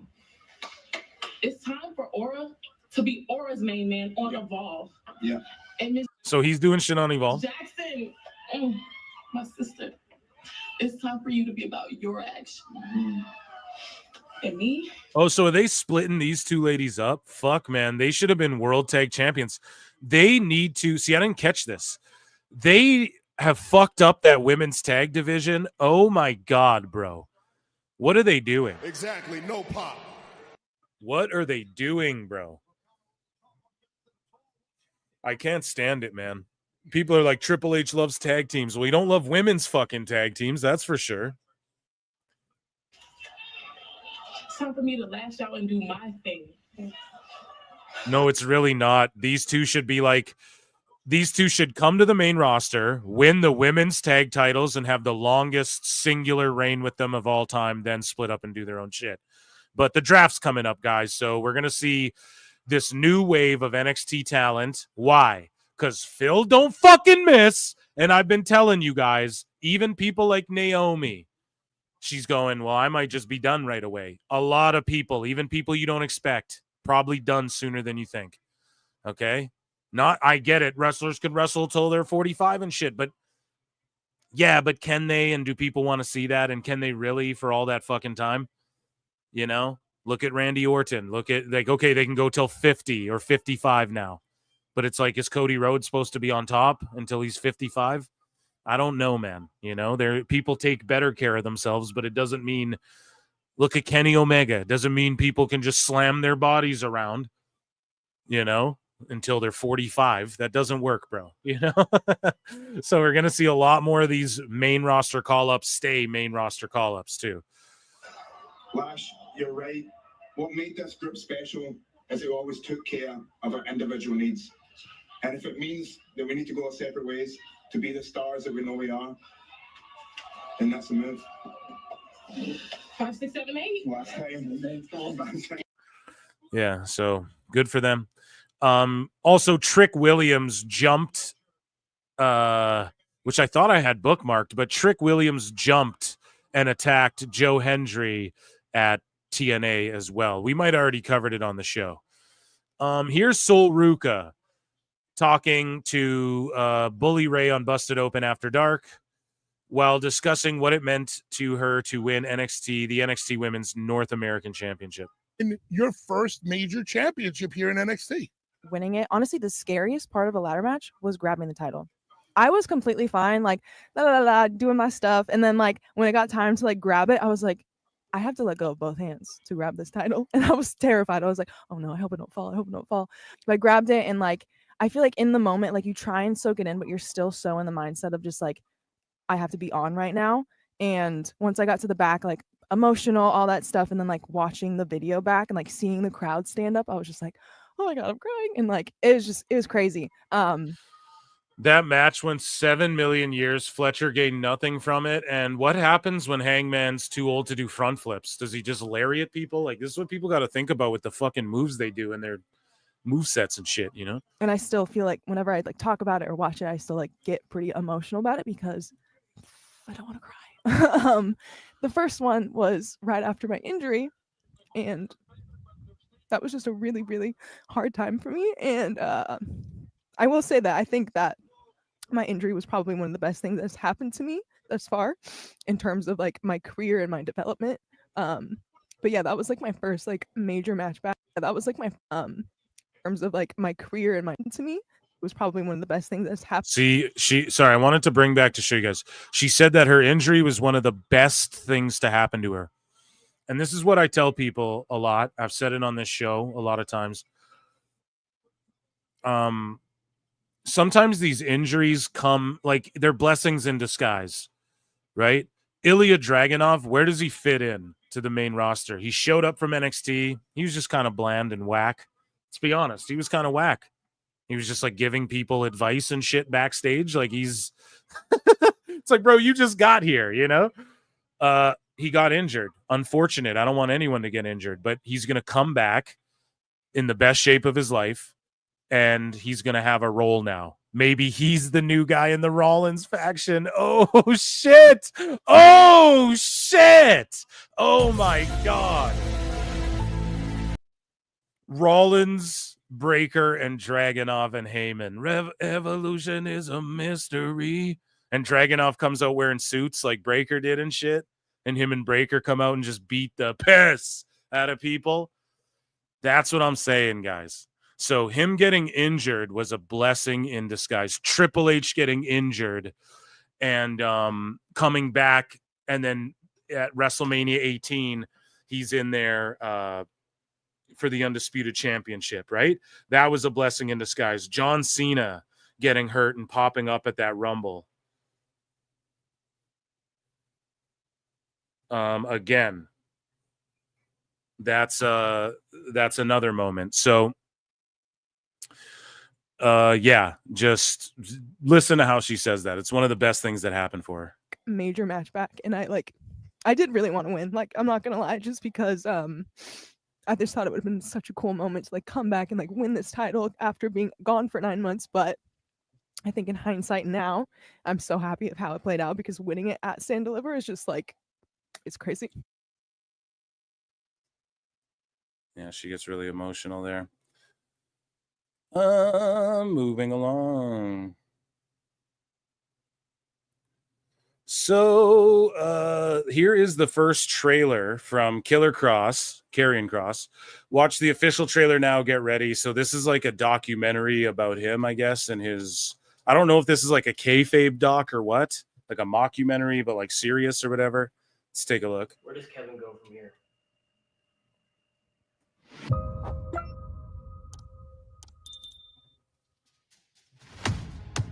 I've had in me what people saw last night for a long time.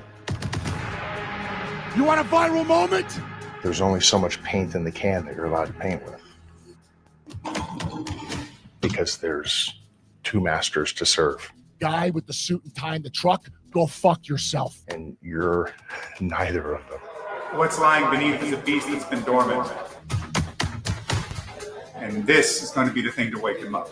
I saw a clip from the WrestleMania recap today. Karrion Kross went off. What was that all about? I feel like I have a responsibility to the people that made me the professional wrestler that I am, to show up and do something.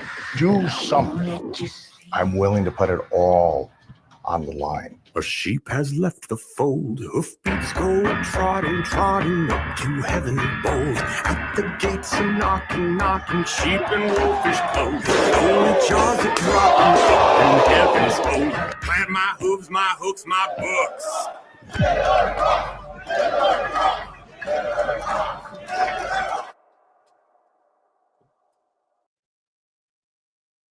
Yeah, so I want to check that out for sure. The overrun check bounced. Yeah, that Mania promo he was cutting was good. I don't know. I'll check that out. Shout out Karrion Kross. WWE appears to have benched Dakota Kai. So this is what these little bitches are talking about. I discussed it earlier and broke it down. You know, the whole Nick Khan bench thing with the Bryan Danielson, him saying like, oh, Tony Khan doesn't approach wrestling war-like. Meanwhile, he literally said, we're in a fucking war, and if you don't believe it, look at the court papers in California. So it's the same thing with this benching thing. Cultaholics and these pussies think they have like a gotcha here, and they're so hung up on this. And it's like, why don't you do a gotcha about Danielson, right? So I'm going to post that, I think, when I get off the air. I'm going to go to these idiots and say, why don't you do a gotcha with Danielson, where he's saying they don't approach shit warlike. And then that quote I brought you of Tony Khan, they're not going to do that because they're fucking pussy-ass cowards and people don't like Cultaholic anymore. And it's just, I'm tired of this like weird. Nick Khan recently claimed WWE doesn't bench people. But yeah, Dakota Kai says that she posted on Twitter that she misses wrestling and she's not hurt. And it's just like, if you guys studied the business like Dave tells you to do, you would know that Damage Control has Asuka and Kairi Sane coming back, I believe, really soon. And so Kai's probably primed up to return and do something with that. So who knows? Here's Paul Heyman randomly just appeared with this, I guess, this TikTok influencer. Her name's Daniela Chavez Top, and she's on TikTok, and he's just there with her at like a fucking resort. I don't know. People are like, is he dating this girl? But no, I think just she knew it would go viral and shit. And he's just chilling with like this babe on a resort on TikTok. I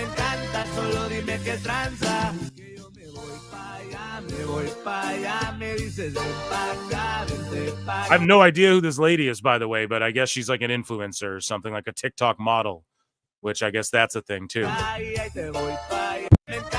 TikTok's the one, like, I got into it for a bit and then it's just like I can't, you know?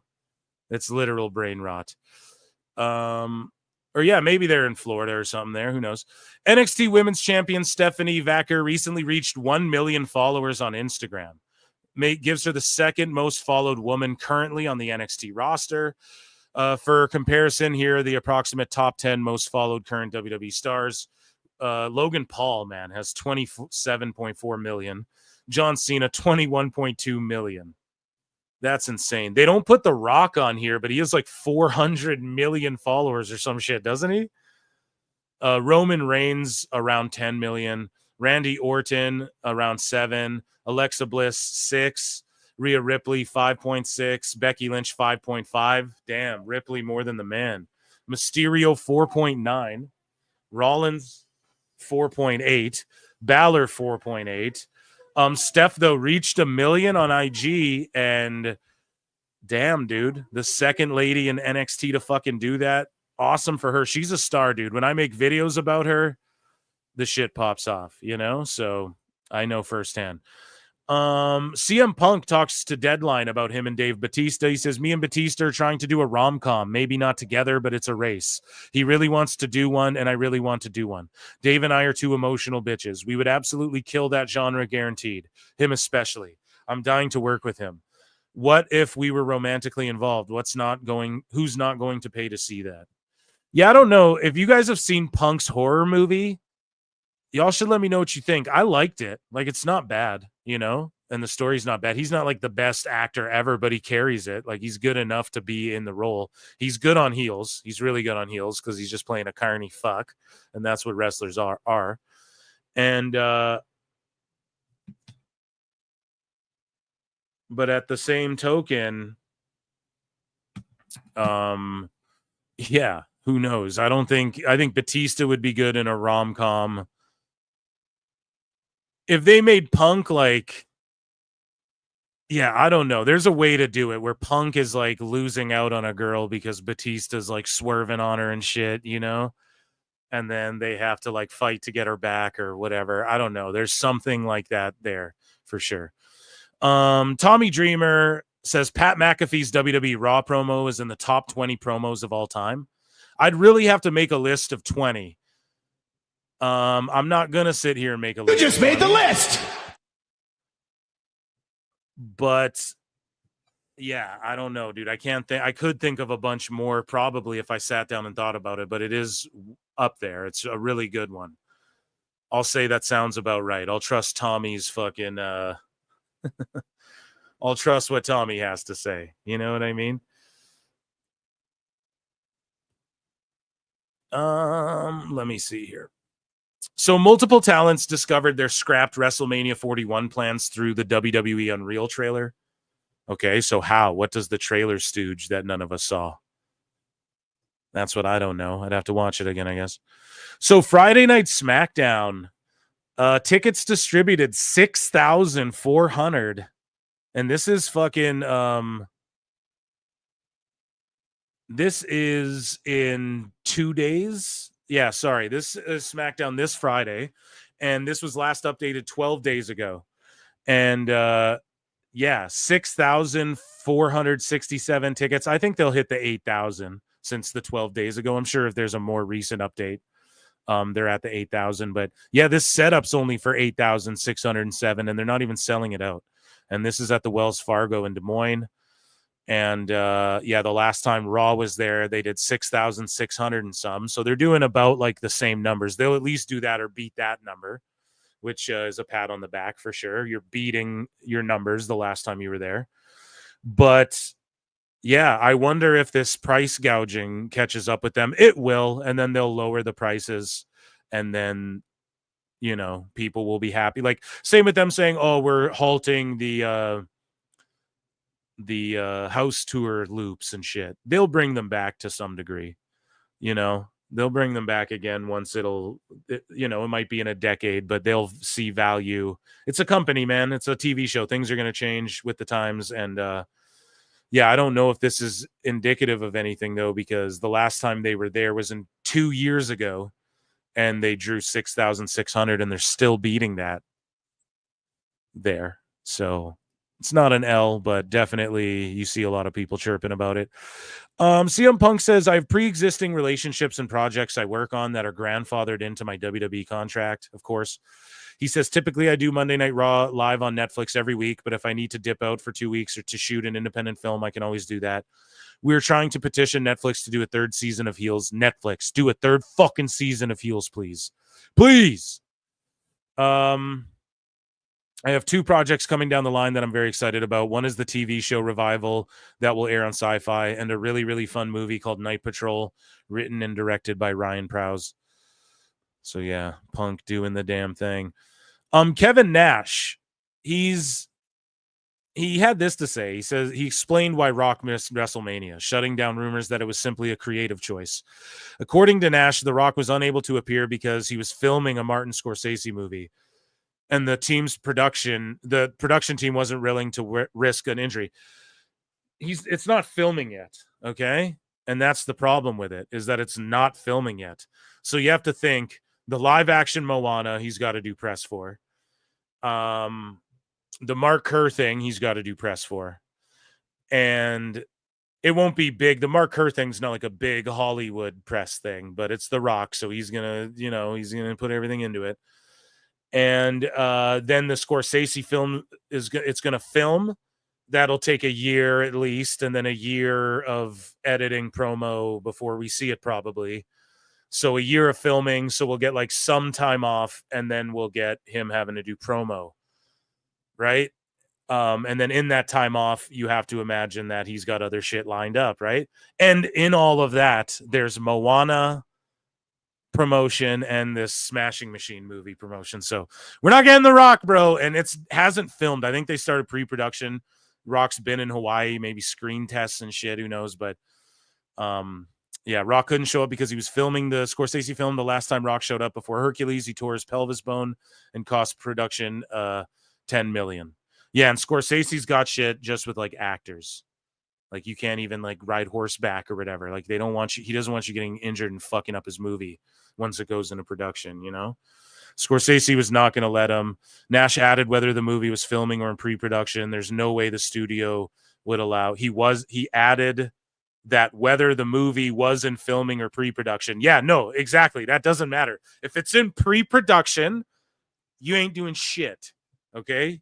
He's not doing anything physical. So now, could he have walked down to the ring, gotten in the ring, and like slapped Cody Rhodes or something? Yeah, he could have did that. But as far as him wrestling, which everyone thought he was having a match, yeah, that was a pipe dream for a while. The Rock knew it and sort of fibbed about it, you know? And then he was fibbing the whole time. Anyways, Dominic Mysterio takes a jab at Penta and Rey Fenix joining WWE on Busted Open. Specifically a Penta and a Rey Fenix who are now in the WWE. I mean, do you want my honest opinion? Yeah. Brutally honest. I mean, took them long enough, right? Wow. I mean, we got what is it, 12, 13 guys with masks on. I mean, I love this kid. It doesn't even matter, right? Like they all hide their face. Like I'm a good-looking dude. I don't need to wear a mask. Like if you go back to that, it's weird because they put Dom in a mask in 2K25 for some reason. That's some shit I unlocked. WCW Eddie segment, you know, where he demasks everyone. There's a reason these guys wear masks. They're all ugly. And like I could give a shit about Penta and Fenix. They're all And Fenix. Oh shit. Mysterio listens to PWT. Confirmed. Oh shit, Phoenix. At this point compared to me. Like, I already beat Penta. So good. Yeah, Dom's the best heel in the business, even though now we're cheering him. That's the problem. Same with Breaker. WWE Raw scored their best viewership on Netflix for the post-WrestleMania episode since the week after the premiere. Raw scored 3.6 million viewers, up 24%, with 8.7 million hours viewed. The views were the third highest in show history, while the hours viewed were the second highest. The show ranked number 3 for the week on Netflix in the US and number 5 globally. They also were number 1 and beat out You. So I think, for the week. See, that's why I like Raj. He tells you the week because that's more, that's a better way to gauge it, right? Because it's all about minutes viewed and hours watched and shit. So on the day, though, they beat out You, the You finale, I believe. My girl was talking about that. My wife, where the fuck she's at. But so Raw beat that out number 1 for that day. And I think the You finale dropped maybe like over the weekend or something, but still, that's why you gauge it by weeks and stuff and minutes watched, because people watch shit on their own time with streaming. So that's really good that they're still number 3, right?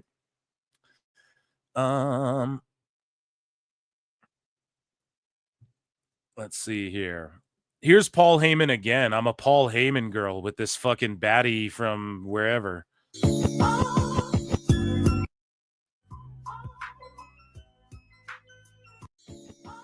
Yeah, people know, like, Heyman goes viral, bro. He's super popular. And the Heyman girls. Here is NXT referee Vicky Derico, who shares a new selfie. And I'm typically not one of these dudes who's like, look at everyone's selfies, but Jesus Christ, that's their referee.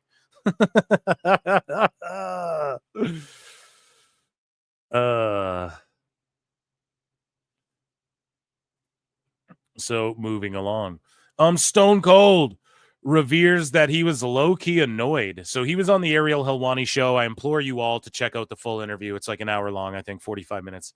And Stone Cold said that he was low-key annoyed that Logan Paul publicly revealed that he tried to pay him to dress like a Prime bottle. So for those of you who don't know what I'm talking about here, Logan Paul revealed, I think on his podcast, that he begged Stone Cold, like, I'll give you $1 million if you dress up like a Prime bottle, like if you come out at WrestleMania dressed in the Prime bottle thing. He was going to give him $1 million or whatever. And it's like, Logan, no, like, you don't do that, for fuck's sakes. He's got a lot to learn still, but. Logan Paul said on his podcast that he offered you a sum of money to dress up in a Prime bottle and you turned it down. Is that true? Man, if he said that, I'm not going to call him a liar. And I just thought that was kind of personal business. But so since it's out there, I turned it down. I'm in the beer business. I sell Broken Skull beer, and we're in about 25 or 30 states. I don't know anything about his product. I don't know about the ingredients in it, if it's good, if it's bad, or whatever. So it wasn't my thing. So I turned it down just because I wasn't into it, and that's no disrespect to him or his product. I saw the reaction to. You can tell he did not like that shit. Austin did not like that shit. Disrespect the business, boy. What? So speaking of jabs here, man, Nick Khan, right, with a mighty jab towards Tony Khan, and he goes, sometimes as you grow in an organization and you get more towards the top, there's a lot of people who say, it's great, it's great. So, I mean, who is he talking about? Where's Cornette's fucking bell, dude? There's people who say it's great, but if it's not great, you got to make sure that you have the key people in place who will tell you, I don't think this is going well. And that's the thing, man. Danielson, as we highlighted before in the show, he won't tell Tony Khan. It's great to get all the money and shit, and it's awesome to be like and pretend, oh yeah, everyone here is the best ever. But if you need key people, real friends, real business partners, you can tell you're fucking up. So here we go, moving along. Stone Cold, he talks more about WWE breaking kayfabe, and he talks about how he's I'm old school. Might crash my ATV into Logan Paul. What? Wrestling fans, they you know, they're old school in a sense. They're nostalgic, and so when things like, you know, there's this documentary that's coming out, a series on Netflix where they're going to show behind the scenes, like the writing process, the creative process, called WWE Unreal, or even little things like ads all over the ring. They get very fired up. To the non-fan, you'd be like, who cares? When you see this stuff, how do you feel about it? Are you old school like that? Should there not be ads on the ring? Should there not be cameras in the writing room? Man, that's where I'm still I'm a little old school on that.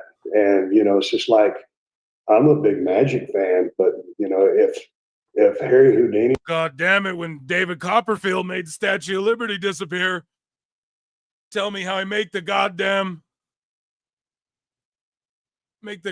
Statue of Liberty disappear. What? Fucking terrible. He's still around. You know, I don't want him to tell me how he does it. I want to figure. Kayfabe's so dead. It's so dead beyond dead. So Hulk Hogan feels that John Cena's heel turn was disconnected, dude, from the follow-up. He says, well, you know something, dude. First off, John Cena was my favorite wrestler. Let me start there. What? Because I grinded for years, brother. And there was no Rock, no Stone Cold. There was only me for 20 plus years. John stepped up and really ran with the ball, and he did a really great job. Damn. And at the end of the day, dude, when he turned heel, like the NWO storyline, not only did we deliver, we rolled out with me, Hall and Nash. And that story kept snowballing and snowballing, and we kept getting more evil and evil. Like that stinky giant that I pressed above my head, Jack. And so for me, watching that story with John Cena when The Rock did the throat thing, cut his throat, and John Cena turned heel, I expected more of the same. And then John Cena came out, and there was no Rock. Yeah, they really should have been in his goddamn corner. You know, I'm sure The Rock could have been in his corner, but he's not going to risk Scorsese, bro. So I know everybody's got movies and obligations and stuff, Jack. Like Santa with Muscles too, dude. Coming to Tubi. But it didn't feel like that big tidal wave coming at you. Like when the NWO took over, man, I even hate to say the word, we just cleaned house and beat everybody's ass and we just killed it. All the baby faces were crying and complaining, and it got really ugly. We were so powerful with that trio. Yeah, I don't know. It is sort of shitty. The Hollywood Balds I thought were going to take over. It was going to be good stuff, but it is what it is, dude. Well, let me tell you something, brother. Let me tell you something, brah. The third man is Izzy Martinez. We're in amateur wrestling, Jack, and we're taking it over New World Order style. So Natty responds to Dakota Kai. So Dakota Kai tweets out saying, like, I miss wrestling and I miss you guys. Not hurt, by the way. And then Natalya says, I miss wrestling too. Yeah, I don't know. AEW, Tony Khan, get your pocketbook ready there. Your checkbook, rather, pocketbook. You mean his cell phone, you dumbass? Stone Cold Steve Austin comments on crashing his ATV at WrestleMania, saying it was a different throttle system than he's used to. Well, shit, kid, I pull up and the throttle system's just, holy fuck, are you sure it wasn't the 12 Steve Weisers? You slammed? What? Oh, man, no, I don't want to, like, insinuate or accuse him of anything, but, like, come on. We know everyone is partying back there. Oh, shit. Let's listen to his explanation. Could I ask, obviously I'd be remiss if I don't ask your perspective on the ATV riding. What happened there? Oh, just different throttle setup than what I'm normally used to. And long story short, just different throttle system because I'm pretty good. Oh, my God, dude. A different throttle system. Holy shit. Someone sabotaged me. Who is it? Rikishi snipped the wire. Damn handy on a snip the brake. He did it for the people. He did it for The Rock. Any sort of aftermath there to all of that? No, just, I was embarrassed about it, and I think everybody's okay. But I mean, you go out there on the biggest night, in wrestling, and that's a worse excuse than The Rock's on Pat McAfee show for not being at Mania. Up like that, it's not the greatest day at the office. You go out there and you want to give people the best show that you can, and when you fall short of that, it's not great. could I ask? Obviously, I'd be remiss if I don't ask your perspective on your perspective on crashing the ATV into people. Logan Paul uses Liv Morgan's mugshot for his music video, and it actually pops her pretty well, which it should. I mean, the shit will probably get millions of views. No? Does his music still get millions of views?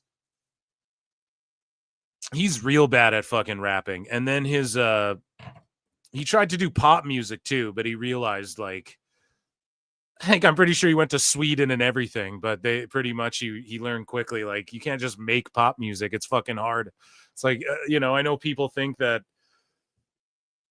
I don't know, just a lot goes into it, a lot of fingerprints and production and everything, to where it's like, yeah, you're better off just making shitty rap songs, uploading them to YouTube, you know? Sweet.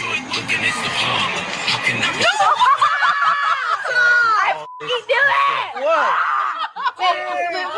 You like it that much? Yeah, I need to see it again. I'm so good looking. It's the It's the best part right here.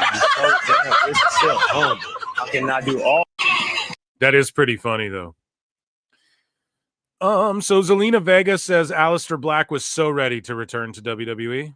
After everything that both him and I had been through, it felt like, okay, that chapter of the crazy is done, and now we can start this new chapter. And I think he was so ready for that. He was so ready to return home. And honestly, my favorite part was obviously seeing him go out there and do what he does, but Hunter hugging him afterwards and saying, welcome home, was really, really nice. After everything that both him and I had been What did he go through? The torture of AEW? Okay, so here is Sexy BJ Ray, right? And he is the guy on the LFG show. And then someone made a picture of him as Star-Lord, and then he posted this picture. He's like, y'all didn't know Chris is actually my uncle, my mom's little brother. And it's like, is that true? He took a picture. The way people are going to believe this, yeah, he has to be trolling because he's such a fucking troll. He's so good. Like, he's going to be such a good heel in WWE, and the more you start to see him on NXT.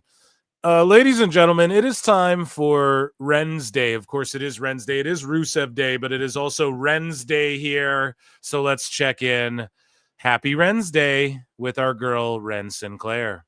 Hey guys, happy Ren's Day. Today we have a special guest.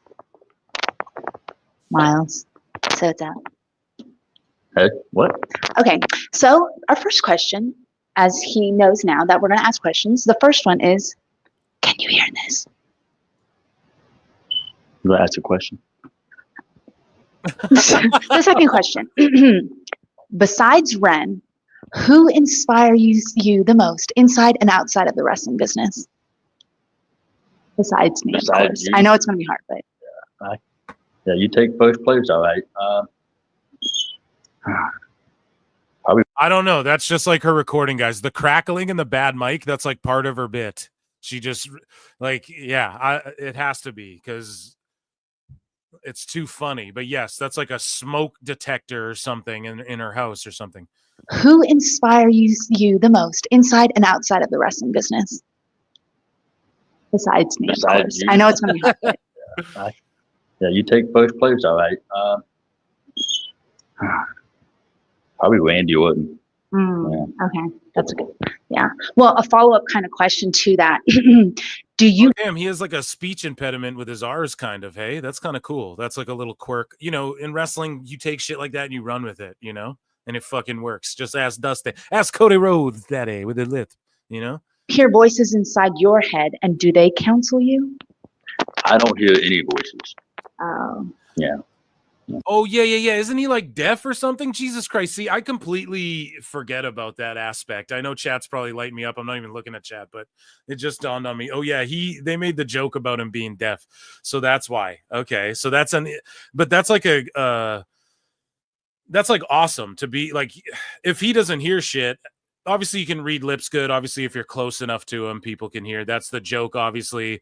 Okay, now this is making sense. See, I'm such a dumbass. The bit is ruined. We ruined Ren's whole fucking bit. Can I get a dummy? Yeah, for your boy Phil. The reason there's a smoke detector and all that shit, that's part of the bit, guys. Okay? Yeah. because he's fucking deaf. And when she whispered, like, do you hear anything? Whatever. See, I fucked up the whole bit. Jesus Christ. I just forgot he was deaf. There you go. I didn't even think about that. Yeah, that LOL, we are all learning something new today. Join the club. Whoops, deaf. Sorry, fella. I hear nothing in my head. Yeah, this is way funnier. Here, let's rewind. This is way funnier now when you fucking realize he's deaf. Let's rewatch. Happy Wednesday, everyone. Hey guys, happy Wednesday. Today we have a special guest. Miles. So it's out. Hey, what? Okay, so our first question, as he knows now that we're going to ask questions, the first one is, can you hear this? You ask a question. Oh my God. And she put the carbon monoxide detector, whatever, in the background. That's hilarious. Ren is so funny. That attention to detail, that's so fucking funny, man. The second question. Besides Ren, who inspires you the most inside and outside of the wrestling business? Besides me, of course. I know it's going to be hard, but... Yeah, you take first place, all right. Probably Randy Orton. Okay, that's good. Yeah. Well, a follow-up kind of question to that. Do you hear voices inside your head, and do they counsel you? I don't hear any voices. Oh. Yeah. Everything on the outside is pretty quiet. A lot going on. Are the voices in your head though? I mean, sure. Okay. I mean, there might follow-up question. What do they sound like? Like mumble. Okay. Okay. Well, for this last question, do you believe in Joe Hendry? Hell no. Miles, get out. Miles. I believe in Joe Hendry. Oh my God. Yeah, that's so good. And it's funny because the thing's going off in the background and she never brings it up. So it's such a good bit in that regard. And I just fucked it up because I'm too stupid to remember all the wrestlers' disabilities, I guess, pal.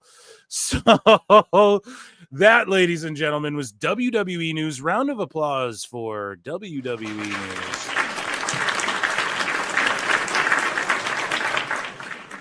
And yes, we got to do it. We got to get flutes in the chat, guys. Okay, we need it. It must be done.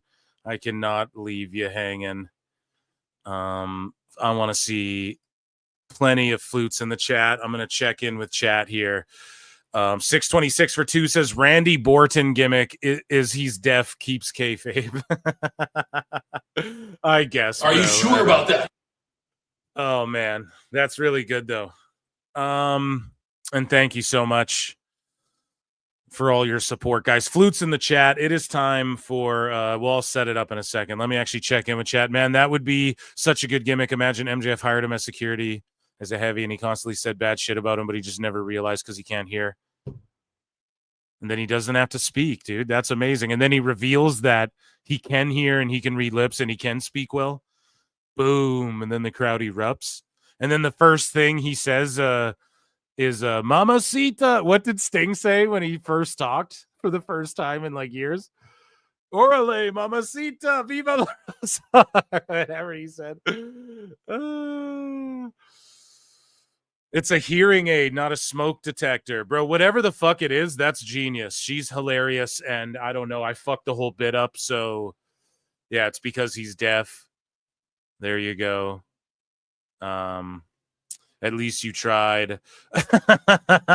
My bad, but still, yeah, we got it. We got it under lock here.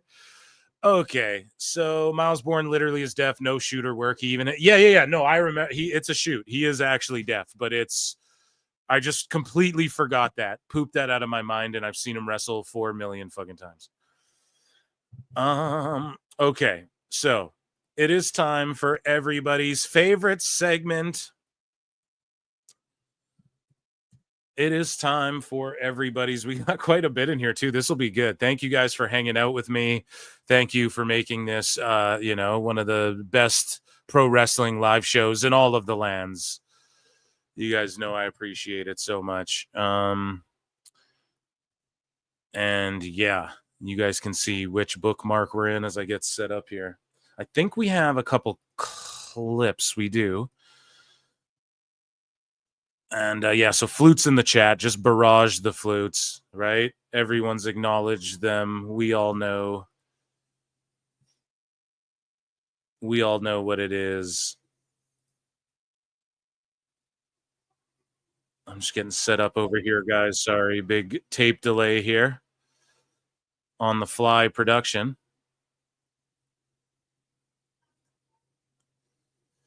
Let me see here. Okay, guys, flutes in the chat. Sorry, you guys are people probably tuning out. What the fuck? This is a terrible show. It is time for everybody's favorite segment, and it is called Dave Meltzer's dumb donut of the week. It is time for everybody for Botchamania, folks. I'm Phil Marks here hosting Botchamania this week for Matthew. Ladies and gentlemen, it is time for all the dirtbag and lily pickers' favorite internet pro wrestling live show segment, and it is called Dave Meltzer's dumb moment of the week.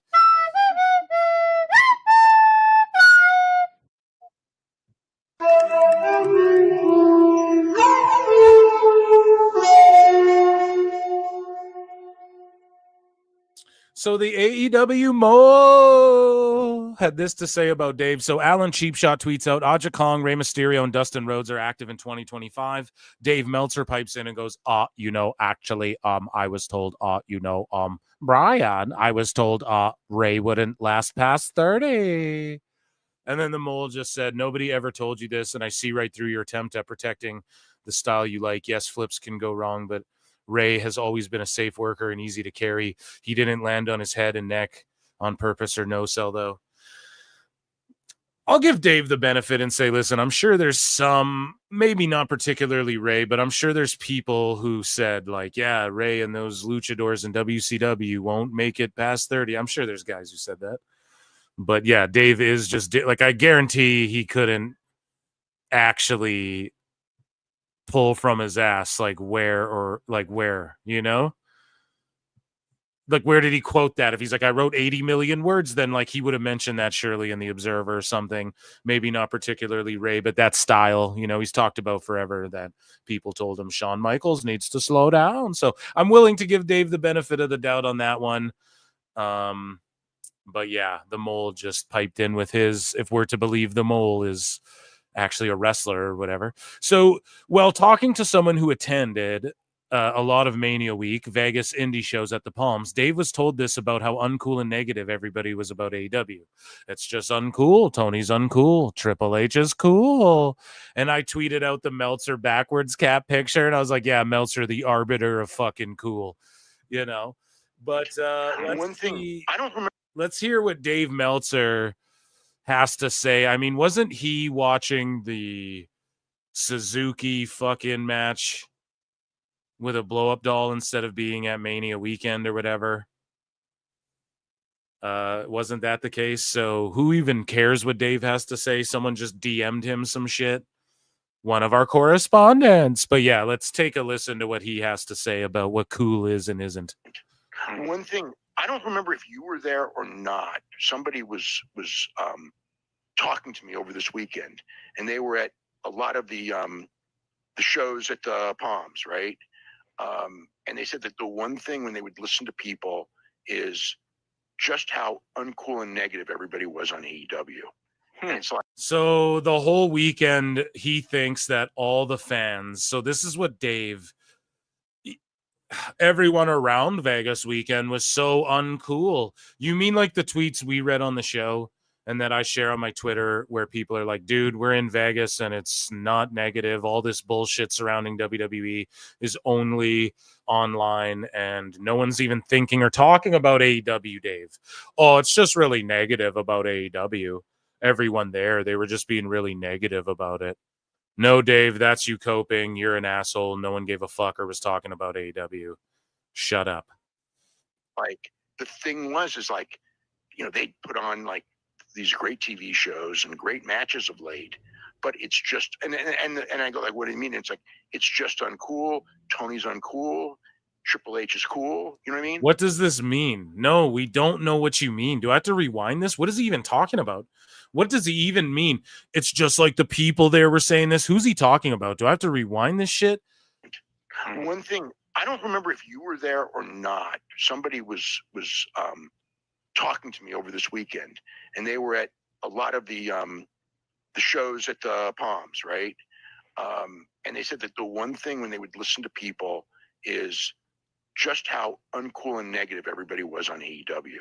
And it's like, the thing is like, Bryan was there in the crowd for Yeetamania. Dave, you were watching Suzuki or whoever wrestle a blow-up doll literally in Vegas, not at Mania. Shut the fuck up. No one cared about AEW. No one brought it up beyond Tony fumbled. Or can you believe these clowns taking shots at WWE? You know, they put on like these great TV shows and great matches of late, but it's just, and I go like, what do you mean? It's like, it's just uncool. Tony's uncool. Triple H is cool. You know. So what is he saying? Like, oh, AEW has put on great matches. See, here's the thing. AEW is getting their worst ratings ever, and they have to cope over lead-ins and shit. And this is all Dave's style, like in its purest form. This is Dave's perfect cell form, that 8-man all-star we saw with the drop kicks into the Doomsdays, into the fucking crowd, off the fucking, you know, the double backflip 35-minute match where Hangman wins with 2 clotheslines. Like, that's his style in its purest form. And so Dave's like, well, you know, they're saying Tony, he's trying to make belief that the IWC is real life. He's like, well, they're saying Tony Khan is putting on great shows with great matches lately, but he's just uncool and AEW's not cool and Triple H is cool. So that's why everyone likes WWE. Not because it's good. It's just like Triple H is cool and Tony Khan isn't cool. Is that his cope now? Like, I don't understand. I mean, and it's like, man, that's and in a big sense, I've kind of said that same thing for months, but I don't think I really expressed it well sometimes. And when I was told that, it was kind of like, yeah, that's kind of the thing. WWE is just cool, and we're in a society that we're, you know. It's not that it's just cool. Like, okay, what makes it just cool? Well, it's just cool just because. Well, what about before? Well, it wasn't cool. Just cuz or what, Dave? Like, why is it cool? It's because the storytelling, the booking, and the matches are better. That's the argument you're not ready to have. You just say dumb shit like this, and people go, why, Dave? You're right there. You're starting to realize, goldfish brain. Now tell me why. And then just like that, you forget. And you're like, oh, shit. That's another flip over there. Cool. Right? And we're like, why? Why is it cool? It's because the wrestlers, the way they're booked, the matches, the way it's presented, sports-based. That's why it's cool, bro. Whether it's music or whether it's movies or whether it's anything, it's like, you know what I mean? It's like, when you're uncool, man, you're just uncool, you know? Like, there's TV stations that are uncool. It doesn't matter. So like you, Dave. So when you're uncool, so you're just uncool. All right, thanks for admitting No matter it. how good a job they do and what their programming is, those stations are uncool. There's TV stations that are cooler and they do better. No, man. Oh my God. What is he talking about? There's stations that are cooler and they do better because it's just the cool station. So Netflix is just cool. So that's your cope now. There's some shows it doesn't matter what they put on. So AMC was the cool network before they put Walking Dead on the fucking air. The old man grandpa fucking channel was the cool channel, and then they put Walking Dead, and it's not because that was a really good fucking show or Breaking Bad or whatever came first. Are you sure about that? It's not because those were like really good fucking shows and made everyone go, well, it doesn't matter what it's on. I'm gonna go watch it. I'm gonna figure out a way to watch it, and the numbers will back that up. Is it that, Dave? Or are you just coping? Oh, it doesn't. That's why Spike TV exists. This channel that was like, hey guys, are we cool? Tits, guns, explosions, balls. We're fucking cool. Beer. You know? That you mean that station that isn't a station that got played out because it's the cool. We're the cool station. Here's a machine gun with boobs jiggling and a guy doing a backflip and a karate kick. Cool. You know, you mean that station? Dave, like, fuck, man, he's such a funny guy. Dave is he's so cute. He's so cute when it's just not cool. Dave, I thought everyone's watching on Max and everyone's streaming now. What are you even talking about? Some networks, I mean, just no one will watch it. Dave, 1 million people watch Big Bang on fucking TNT. They don't watch AEW. You're just full of shit. Reruns, bro, of an old show.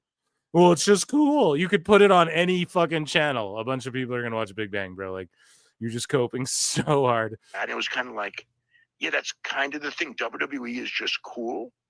And we're in a society where, you know, whether it's music or whether it's movies or whether it's anything, it's like, you know what I mean? It's like, when you're uncool, man, you're just uncool, you know?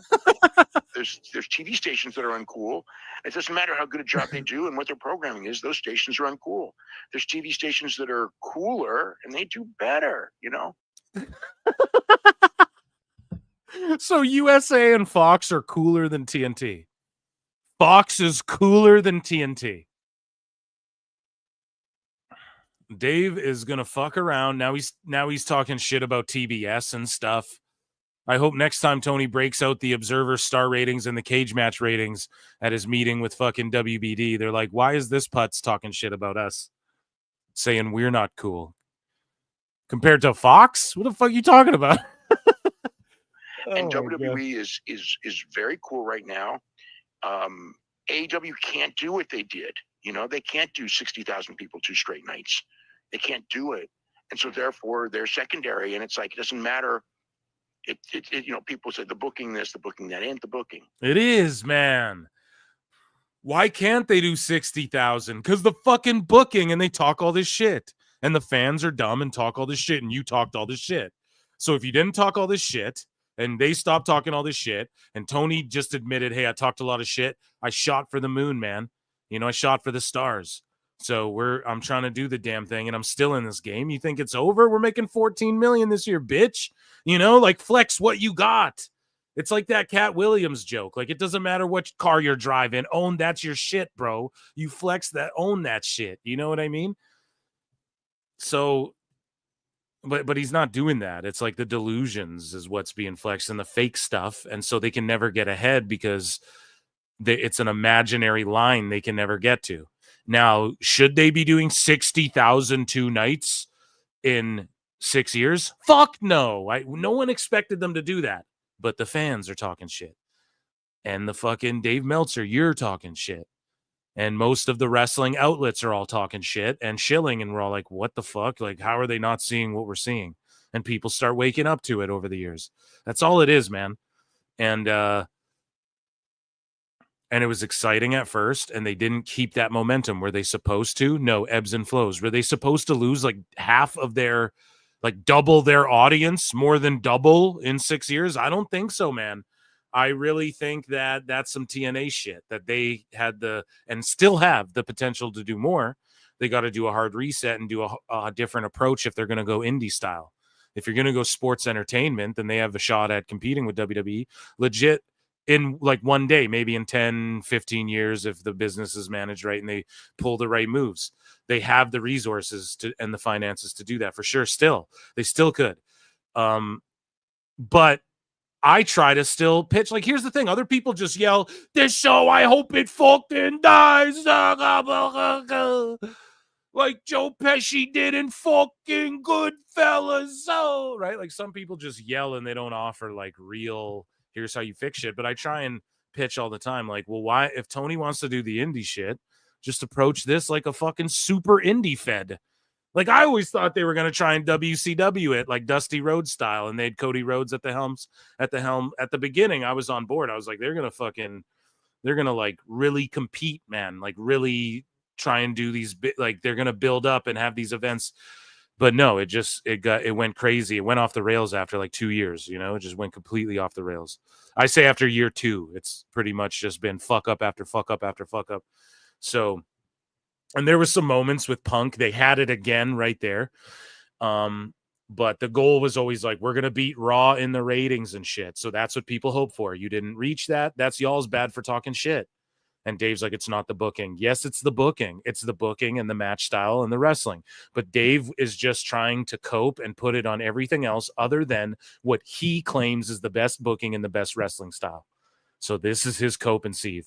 And then motherfuckers will get mad at me, call me weird and obsessed for pointing this shit out. Meanwhile, he's not weird and obsessed for coping and just making up this bullshit. It's fucking crazy, bro. I don't even think about it like that. It's pretty obvious. I'm just disinterested in AEW because they're not willing to change anything. So it's like the worst thing you can do is have people uninterested and uninvested in it one way or the other, you know?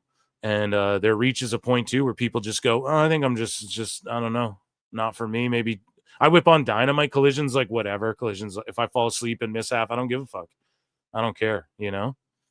And it's up to them to draw in the viewer and to retain viewers. And slowly, or dude, it's just, I could care less, you know? They have a couple interesting things going on for me, but even the Fletcher match, it fucking, I pointed that out as like a key thing. It started good, and then it went like 45 minutes, and I'm just like, dude, this isn't how you get anyone over, man. Like, when are you going to learn? When will somebody just balls up? When is Danielson going to balls up and go, hey, dude, listen, like, this is fucked and this is fucked, you know? That's all I'm saying. Let's continue along. You know, it just became uncool because enough people. And the people who do say shit, they just get fired or buried anyway, so it just doesn't matter. There's no saving it. You just gotta let it go, and you gotta fucking just let it TNA itself, and then hopefully it resurrects. It will never resurrect with Tony at the helm, though. Maybe one day if Danielson takes it over, he could do it.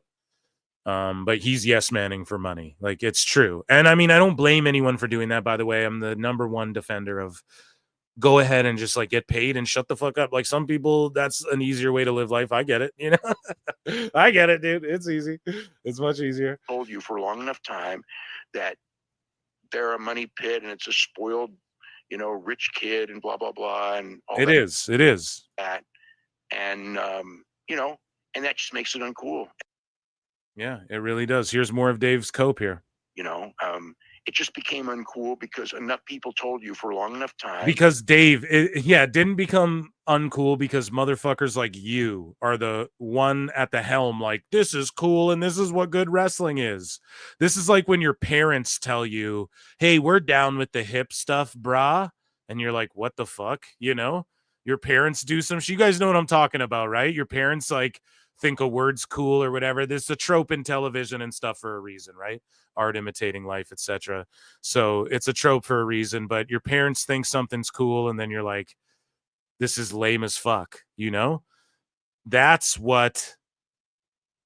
essentially what it is when Dave's like, this is the best wrestling, 5 stars. Do you guys remember 15 years ago in Japan when, you know, do you guys remember a decade ago in New Japan when Omega, who's 40, and Okada, who's 40, had these crazy matches? Let's redo them. Tony Khan, it's 5 stars. Do you remember these flips that were cool in 2015? You know, that went viral in 2013? Like, that shit, bro, you're trying to bring that back and saying that's amazing shit, and that's why it's uncool too, Dave. But he will take no responsibility for that. You know, and it was the hip cool thing at the start, and then they fucked it up. They fumbled it. That they're a money pit and it's a spoiled, you know, rich kid and blah blah blah. I just hit the Riz face. Skibbity, Ohio, the best guys, the best guys, the Rizzler. I couldn't name anyone. The best guys, Logan Paul is what I was gonna say, but he's a WWE guy. I don't know any of these influencers these days. And all that. And just the ones who show up in WWE. You know, and that just makes it uncool. And then the guys all want to really be in. And I guess AEW. I didn't know about the big boom guys until that. WWE, which, you know, there are obviously people there who do want to be in WWE, and there's obviously people who absolutely don't want to be in WWE, and there's people who just want to, you know, and there's Grease is quite possibly the greatest film of all time. Also people there who just want to make the most money, and they can make more money in AEW, so they want to be in AEW because that's specifically the goal. Is no, dude, they don't. See, Dave, that's specifically the goal, is to make more money. Yeah, but Dave, that's the ass backwards way, you know, because in AEW, the work style is more physical. You have to hurt yourself because that's what Tony likes. And they don't all get more money. And also, when these stars come in and get more money, here's the thing. that's ultimately the goal. But Dave, you make more money in the long run for WWE when you become a part of that machine and that legacy and the mainstream. Like, okay, let's go on Dynamite. Like, how many followers on Instagram do some of these people have? Like, Vaquer just hit 1 million. You know, how long has she even been in WWE? It's like, it's a powerhouse, man. The video games, the legacy, when you main event WrestleMania, the all of these things, right? There's more money in the long run. In AEW, there's more money up front, and then you got to risk it all. You got to risk getting some on you. You got to risk your fucking neck doing this crazy style. You got to risk dealing with the egos and the temperament and the bullshit and getting ghosted. You got to risk, okay, I'm on like a per appearance and I can't appear anywhere else, and I need approval from them. And I'm trying to get this contract, and hopefully I get put on a contract, but I might not get put on a contract, you know, or you get put on a contract and then where's Roosh? Where's Wardlow? Where's Ricky Starks? Where's fucking, you know what I mean? Oh, he's in WWE? Go figure. Where's all these people, right? So it happens. It's something to weigh. Like, is the money worth your fucking not doing what you want to do? Like, at the end of the day, these people want to perform, you know? So Dave, again, just coping. Well, it's not him just coping, but it's this like, well, they want to go for the more money. And it's like, absolutely. But he's like, wrestlers want to go there. No, I don't think wrestlers want to go there. I don't think any of them really want to go there. I think the money incentivizes them to go, I'm going to do what's best for me and my family, or me and my life right now. And in a few years, you know, WWE will always be there. WWE always be there, you know? So I think that's what it incentivizes people to do. And then that's sellout shit, kind of, you know? That's like when you don't make the best art. Oh, I guess I'll do it for the money. When directors or actors and people say that, it's never their best shit. Sometimes there's exceptions, but it's typically never the best shit, you know? Like, you want to make the most money from your art, but if you do it because your art's the bangingest shit, then it's more valuable, you know, at least to you, at least to in your soul, maybe. But some of these people, man, they just don't. It's the whole grind thing. Like, they just some of them don't want to do it when they're young enough to do it. I don't blame anyone though ever for going to Tony Khan, but I just say the perfect opportunity, early 20s, get in there, get in AEW. And then, or if you're someone who's like, if you're new in the biz, try and get there early, you know, and just take what you can, take it seriously, work out, pick brains that are back there, take as much money as you can, get in the best shape of your life, all that shit, try and make connections, try and do movies, all that shit on the side, and just show up when he needs you to, stay in shape, stay ring ready, make the best of it. Few years, early 20s, mid 20s. Or if you're like a veteran and you're like, yeah, I'm fucking going there. I'm like 50. I'm going to go get $1 million. Yeah, do that. You know, or if you're in your 30s and you're like, hey, I can sign a 3-year deal, make $3 million, go back to WWE, like Saraya. It's like, yeah, she went there. She got like $1 million a year for how many fucking years there? He put her on like another year. Then they broke the contract. Or didn't break it, rather. That's salacious terminology there. I mean, like, they agreed to break it, right? Mutually split the contract. So it's like, did he pay her out for that and shit? That's crazy. Did she just say, you don't got to pay me? Whatever it was there, she got out early, and it's like, she's still in her 30s. She can go to WWE and just like, I don't fucking know, host the Evolution pay-per-view. Like, they'll just find something for her to do, man. She can just be like a talking head for them or whatever the fuck. And that's good for her, you know? So I don't blame anyone. I can justify it for anybody. Like, anyone can justify getting a large sum of money, you know? And if you're someone like Ricochet, especially, he's getting paid a shitload, and look at him. He's featured all the time. He's in all these matches. If he loves wrestling, okay, he's wrestling every week, and he gets to explore and do this new character. I totally get it. Or like the Gun Boys. Okay, they got their reps on live TV. You can't really get that anywhere else, you know, like, other than in WWE, like, I guess in AEW, being on like a network, and then you're in your early 20s, maybe you're just touching your 30s. It's like, hey, get the fuck out of there. You made a bunch of money, you know, now it's time to go prove yourself. But I think there's something to like proving yourself. And every great athlete, everyone who's like, we love the sport of pro wrestling, but then you're like, okay, then go win the chip, go prove you're the fucking best, because everyone's like, we love hockey or whatever. They're playing right now in the playoffs to prove who's the fucking best. We all know that WWE means the best. It doesn't matter. It doesn't matter. All these wrestlers that you fucking love today, and they're like, I grew up watching TNA. Okay, all those wrestlers they grew up watching WWF. And every wrestler grew up watching WWE and WWF, period. It's their dream. Even if you were a WCW mark, you grew up wanting to be in WWE, WrestleMania. Everybody knows this, okay? So I don't care who copes and is like, oh, I don't care about that. But if someone said right now, hey, 50 grand, come be the mystery opponent at Mania, even Speedball Mike Bailey, right? And I've put him over for his stance on like, I don't care. I've traveled the world. I have a gorgeous wife and I just want to get paid to have fun and crazy matches. Like, I've never really cared about Mania. But if someone was like, we'll give you 100 grand right now, fucking be the mystery opponent at Mania, you don't think that would be on his resume? And he'd tweet that out and be like, holy fuck, talk about dreams or like something you never thought would happen. Anybody, man, everybody wants it. So ultimately at the end of the day, man, for the people who yell, we care about the sport, you all choose the money. And even Dave is calling you all out here to bring it back to Dave, folks. And I was going full circle with this. Dave is calling you out here too, saying, well, I mean, you just go there for the money, because that's all it is, man. Y'all are sellouts. But meanwhile, WWE sponsor Mania and all this shit you guys want to talk. So you're mad at the money. Now WWE wrestlers are getting more money. Now what? Now what? Now what's the excuse? Your money and your dreams. Now what's the excuse going to be?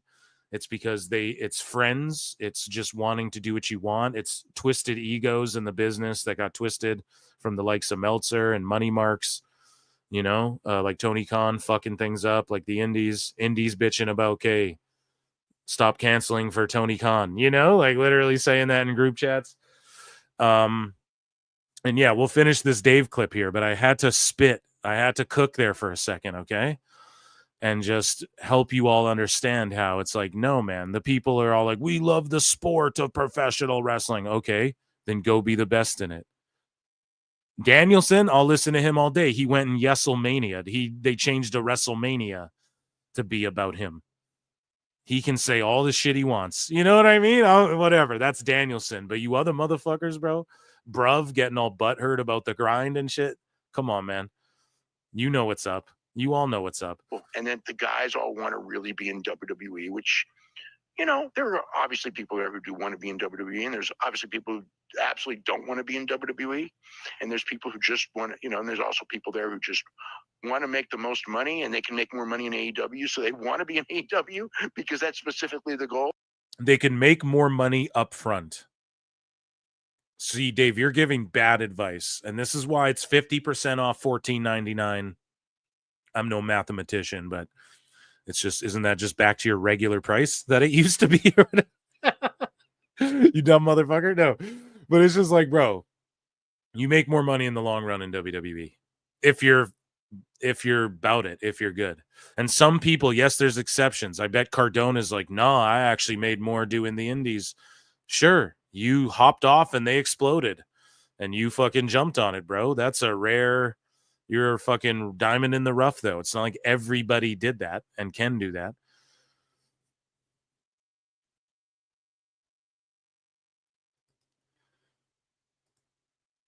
We have this Meltzer clip fucking up. The black helicopters, Meltzer's trying to pull us down. It just, the guys all want to really be in WWE, which, there are obviously people there who do want to be in WWE, and there's obviously people who absolutely don't want to be in WWE, and there's people who just want to, and there's also people there who just want to make the most money, and they can make more money in AEW, so they want to be in AEW because that's specifically the goal, is to make the most money with the least amount of travel dates.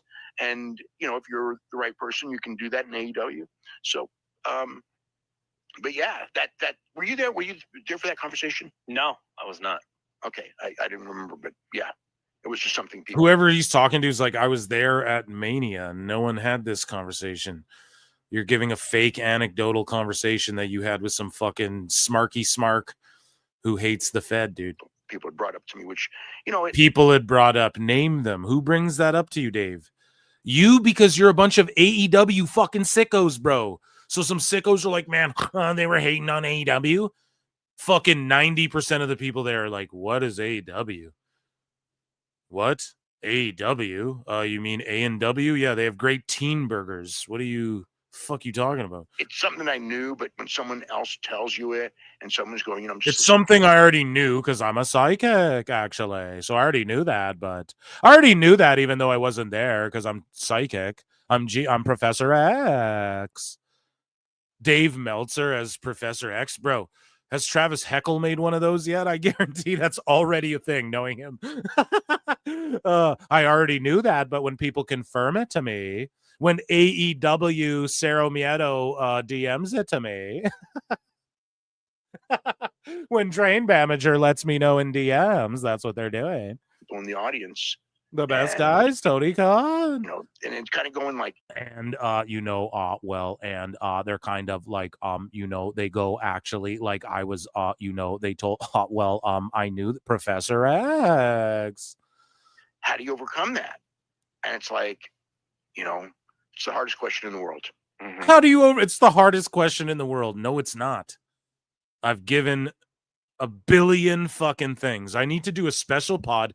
Would you guys listen to that? You all have to listen to it. I'm going to get a guest, maybe one or two, and I'm going to give them homework, and we're going to actually come up with ways you can turn AEW around and not just throw away bullshit. And I know I throw a lot of shit at this show, and if you listen to the show, I've pitched a billion fucking ideas, but like these Muppets need to hear this shit.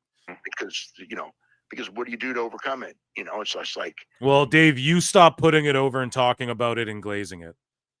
Treat it unbiased. That's step number one. I promise that will help public perception leaps and bounds. Do you put a new guy as the face of the company? Yes, you do. You get Moxley the fuck out of there. Pretend to sell the company? You fucking do. Pretend to sell it and let Danielson run it. I don't, it's like, no one will buy that anyway. And it's... Sell it. Actually sell it then. Do everyone a fucking favor. Sell it. It's a problem that they're going to have. That was the question that no one will get behind that. Yeah, TNA never no one got behind fucking Dixie Carter getting out of there and Scott D'Amore running shit. Yeah, that'll never work, switching up how things are operating. Jamie had and who owns shit had sent into us. So I was gonna ask it, and then you just basically... Jesus, man. Dave is such a fucking clown shoes when he does shit like that, man.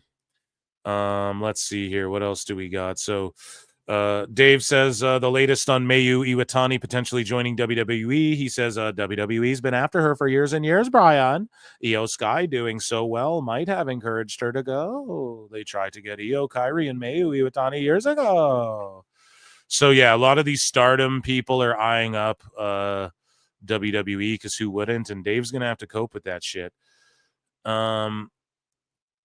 So Meltzer said what? Tweets out, since this concept is still difficult for Dave to understand after 40 years, Jade's family and other people, he's just talking about other people, count as part of WrestleMania's attendance, even if they didn't appear in WrestleTix's counts.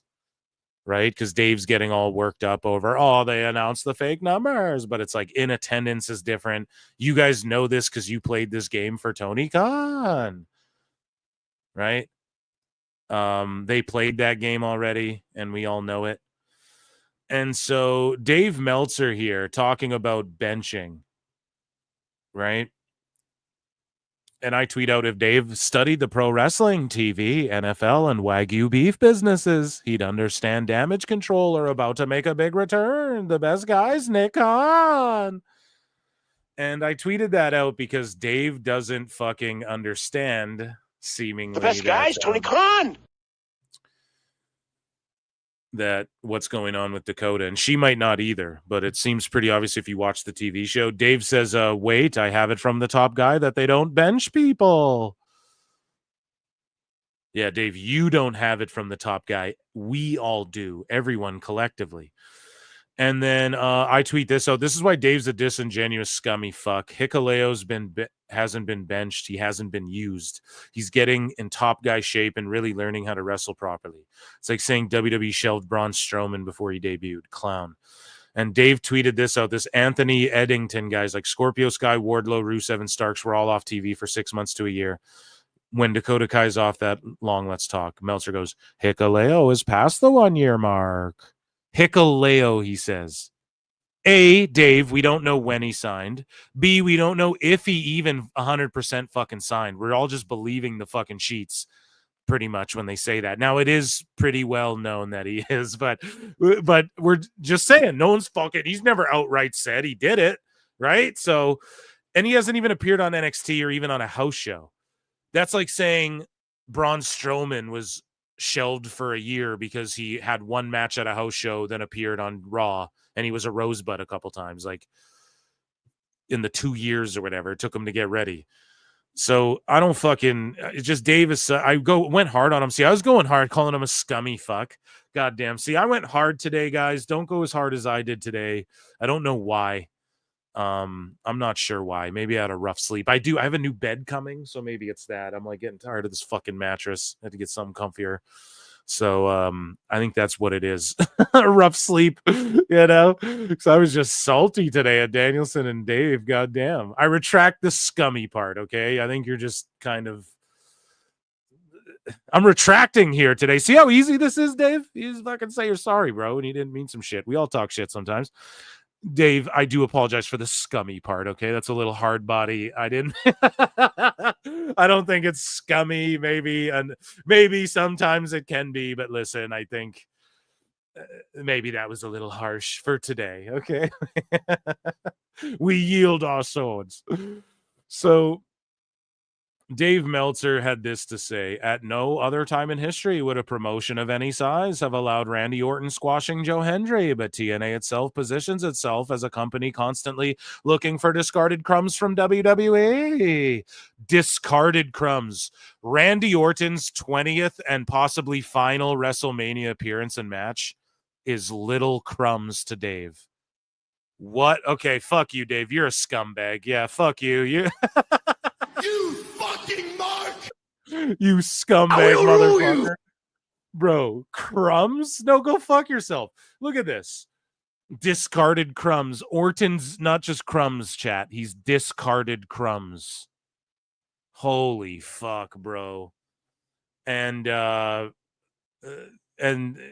yeah, this is craziness to say that. And meanwhile, AEW signing up the old WWE guys that nobody's watching anymore for millions of dollars a piece. Meanwhile, Orton is a discarded crumb, the most viral moment from WrestleMania.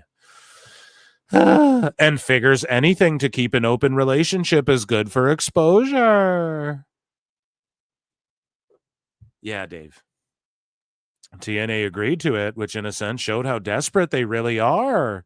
Dave, it's not desperate. They're a working relationship. They just accepted their position in the hierarchy of pro wrestling. That's all it is, bro. Something AEW, which it's so funny because Dave is like, oh, well, you know, we just have to accept AEW's number 2 now. I swear to God, Dave's becoming like an animaniac on my end. He's becoming Whitney Cummings or like an animaniac. But Dave's just like, you know, Bryan, they just have to accept their number 2. They're the challenger brand, Bryan. The problem with that is that now with TNA, he's not keeping the same energy. So it's like, okay, they just accept that they're like a number 3. It's like WWE, NXT, TNA, or like TNA and NXT are sort of level with each other. A little bit, kind of. And they accept that. And now you're saying how, well, we just have to accept this about AEW, but then TNA's just accepting that and doing good business because of it, and you're against it, Dave. This is the bias. This is why shit's uncool, as you say. This is why TNA's cool.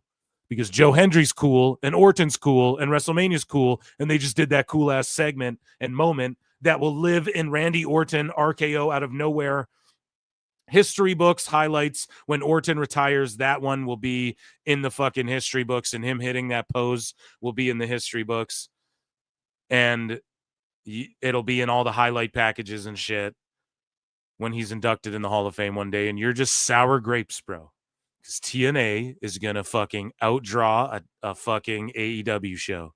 A TNA show will outdraw an AEW show that are close in proximity, and everyone's going to argue about it this year or next year. Yes, I'm extending the prediction. No, but if it's not this year, next year, if they stay doing what they're doing, man. Anyways, the quick win was one thing, but the second RKO after the match didn't leave you with the idea that the guy is the level of or below a WWE prelim guy. Okay, so is Matt Riddle below a WWE prelim guy because he took the 2 RKOs and was smiling about it? It's just an initiation. It's just I'll make you famous. It's just when Undertaker would go out there and fucking give you the last ride. That's an I'll make you famous moment. Not all of those, Meltzer, were Jeff Hardy versus Taker in the ladder match that I'm sure you fap to every fucking 3 months. Okay.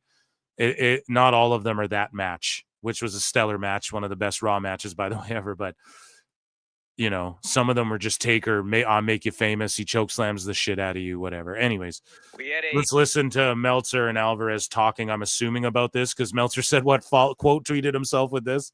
We had a TNA pay-per-view. I presume you did not see this show. I did not see the show. Of course he didn't. Of course he didn't, but he knows what TNA will just do. They'll do anything. They'll get down like Trish and bark like a dog, Brian. He didn't see the show. So he's watching CMLL, not talking about Raw. This is literally what Dave's doing. He's talking, instead of talking about Raw's debut on Monday on Netflix, and he only started because of Monday Wrestling on TV or whatever, and that's the only reason he ever started his show, and he fucking would rather talk about CMLL than Monday Night Raw being on Netflix. He would rather see Minoru Suzuki wrestle a blow-up doll literally than fucking Joe Hendry and Orton and Yida Mania at WrestleMania, and he would rather watch all these other things and talk shit about TNA and talk about Rev Pro and Stardust, but he's not even watching TNA. She watched the entire pay-per-view. How was it? Pretty good show. The opener was Casey Navarro, Matt Cardona. Jesus, man. What a fucking clown. Dave is such a clown, man. And so Meltzer said, what tweets out? I can't believe I'm paying $14.99 when Dave is dropping this kind of street knowledge for free on this app. So this guy here, Derek Brooks, says, would you agree that this is not a good indicator of median income? And just looking in the crowds and looking at ticket prices can tell me that. And then Meltzer goes, the problem is not prices, as WWE prices have shown, but of demand. JCP once tried $1 bottom tickets for a TV taping at the Forum in LA and still only drew like 5,500 people or less. Yeah, Dave, it's like kind of like when GCW outdrew AEW in the same building, but you called it a sellout and coped over it. AEW has a ticket demand issue. Well, at least he's being honest about that. It just people don't give a fuck, bro. And it's because of the booking. Why did people care then stop caring? Huh? Weird, Dave. Maybe it's because the wrestlers they feature, the wrestling style, and the shitty booking. I was at a concert at the SAP Center and all the Raw publicity for an upcoming show focused on $20 tickets available. He's always just anecdotally. I was at a show. It's only $20 tickets. Can you define ticket demand issue, Dave? Yeah, it's just supply and demand. Not enough people want to buy tickets to see the show. But 1 million are watching on Max. Money can be exchanged for goods and services. Here's the other thing too, bro. And Meltzer said what the GOAT just owned him. But it's like, exactly, man. The attendance reflects the ratings too. Like if the ratings are up, why isn't the attendance reflecting that? And Dave will sit there and lie. Oh, I mean, it's up on Max, not including Max. Okay, then why are the attendances down everywhere? Well, everyone's just staying in and watching on Max. Like, what's the excuse there? Your logic, that's why Meltzer said what points this shit out and used the Simpsons meme is because here's where, like, his logic his math doesn't math.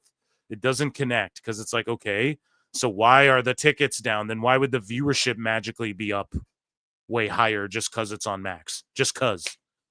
Doesn't even make sense, bro. Why aren't the fucking, more people are seeing it, so why aren't there more tickets being sold? Why is it less tickets? It's just insane. The math won't ever math. And that's why Dave Meltzer has his, the Flute Championship exists. And that's why I'll continue to clown you, buddy, and call you a scumbag. And that, ladies and gentlemen, was Dave Meltzer's Dumb Moment of the Week.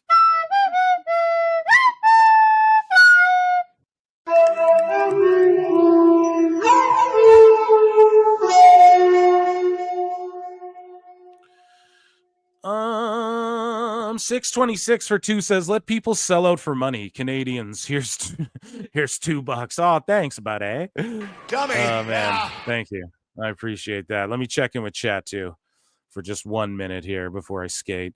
Brian said the attendance is bad because they don't clearly state what stars will be at the shows on Conan's podcast today. Yeah, I know. I got filled in on all that. Yeah, it's true. He's talking about, they need new fans. Yeah, I've been fucking saying that, bro. Welcome to the fucking, the realest show in the world here, PWT. Then there was a very special Punky Brewster. My middle school was named after the teacher that died in the Challenger. Okay. Saw it live. I was like, is the shuttle supposed to do that? I don't know what the fuck you guys are talking about. Zany to the max. Eliminated by Reigns at Rumble. Beaten by Orton at Mania. Yeah, it's amazing. Dave Wagyu Beef Meltzer. Yeah, never fucking ends. Okay, listen, guys. Round of applause for you all. Almost 600 of you. 550 here right now as the show goes off the air. Guys, I'll do a member stream during the day, either Thursday or Friday. Just stay locked into PWT. Become a member. I will do a member show, AMA. You guys dictate what goes on. Maybe we'll EFAP a funny video that if I think we should do that. Let's remind you guys that youtube.com/@prowrestletimes is where the replay will be at. I'm over on Twitch. Maybe I'll jump on for like an hour later. Maybe jump on Twitch for a bit or something. Play some 2K. What else? So that's twitch.tv/prowrestletimes. And guys, I'll be live again Saturday. It's Sicko Saturday. You guys already know. Make sure you're tuned in, locked in. If you're over on X, consider coming over to YouTube where we do polls. Sometimes I do giveaways and shit. I don't know what's going on this Saturday, but coming up soon, I know we have the double header in the next few weeks, whatever. At Phil Marks Out is my other YouTube channel. I'm going to review the Thunderbolts and everything. And yeah, man, thank you all for being here. You guys are fucking goated. Take care of each other. Be good to each other. Round of applause for you all.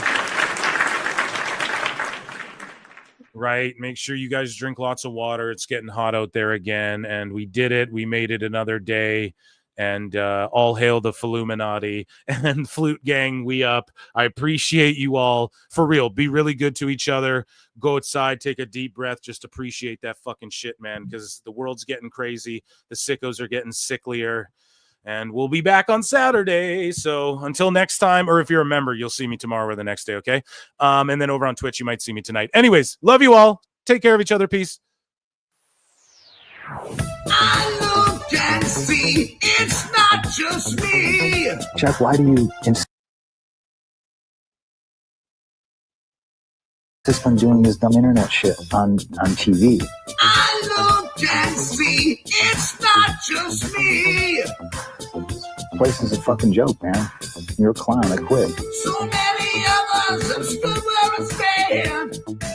We are the young, so raise your hand. So many of us have stood where I stand. We are the young, so raise your hand. They call us problem child. We spend our lives on trial. We walk an endless mile. We are the youth gone wild. We stand and we won't fall. We're 1 and 1 for all. The writing's on the wall. We are the youth gone wild. No. It doesn't make logical sense, but it makes. Well, yes, of course. But it makes wrestling booking sense. Of course, this makes no sense. Of course, okay, it makes no sense. However, in pro wrestling booking, which often makes no sense, you would do that. It's about making money. It's not about anything else. Wrestling's always been about making money first and foremost. That's it. Yes, I look and see it's not just me. Last weekend was the greatest weekend in AEW history. This is the greatest week. I look and see it's not just me. Security, my safety, my life was in danger at a wrestling show. So many of us have stood where I stand. We are the young, so raise your hand. So many of us have stood where I stand. We are the young, so raise your hand. They call us problem child. We spend our lives on trial. We walk an endless mile. We are the youth gone wild. We stand, we won't fall. We're one and one for all. Nobody's on the wall. We are the youth gone wild. They call us problem child. We spend our nights on trial. We walk an endless mile. We are the youth gone wild. We stand, we won't fall. We're one and one for all. Nobody's on the wall. We are the youth gone wild. Get wild! Yeah! If you're familiar with how we do things often here on these Wednesdays, it's a lot like one of my favorite movies, Time Cop. What? Fuck you. Fuck you. Yeah! No! Damn it, yeah!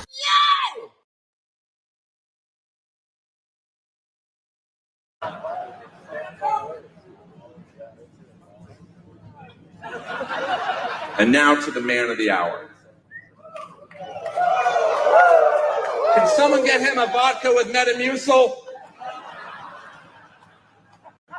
Blonde, great in-ring wrestler, great on the mic, a womanizer, 16-time champion, but enough about Kurt Hennig. Ric Flair has been paid millions and millions and millions of dollars by Vince McMahon, and he didn't have to fuck him.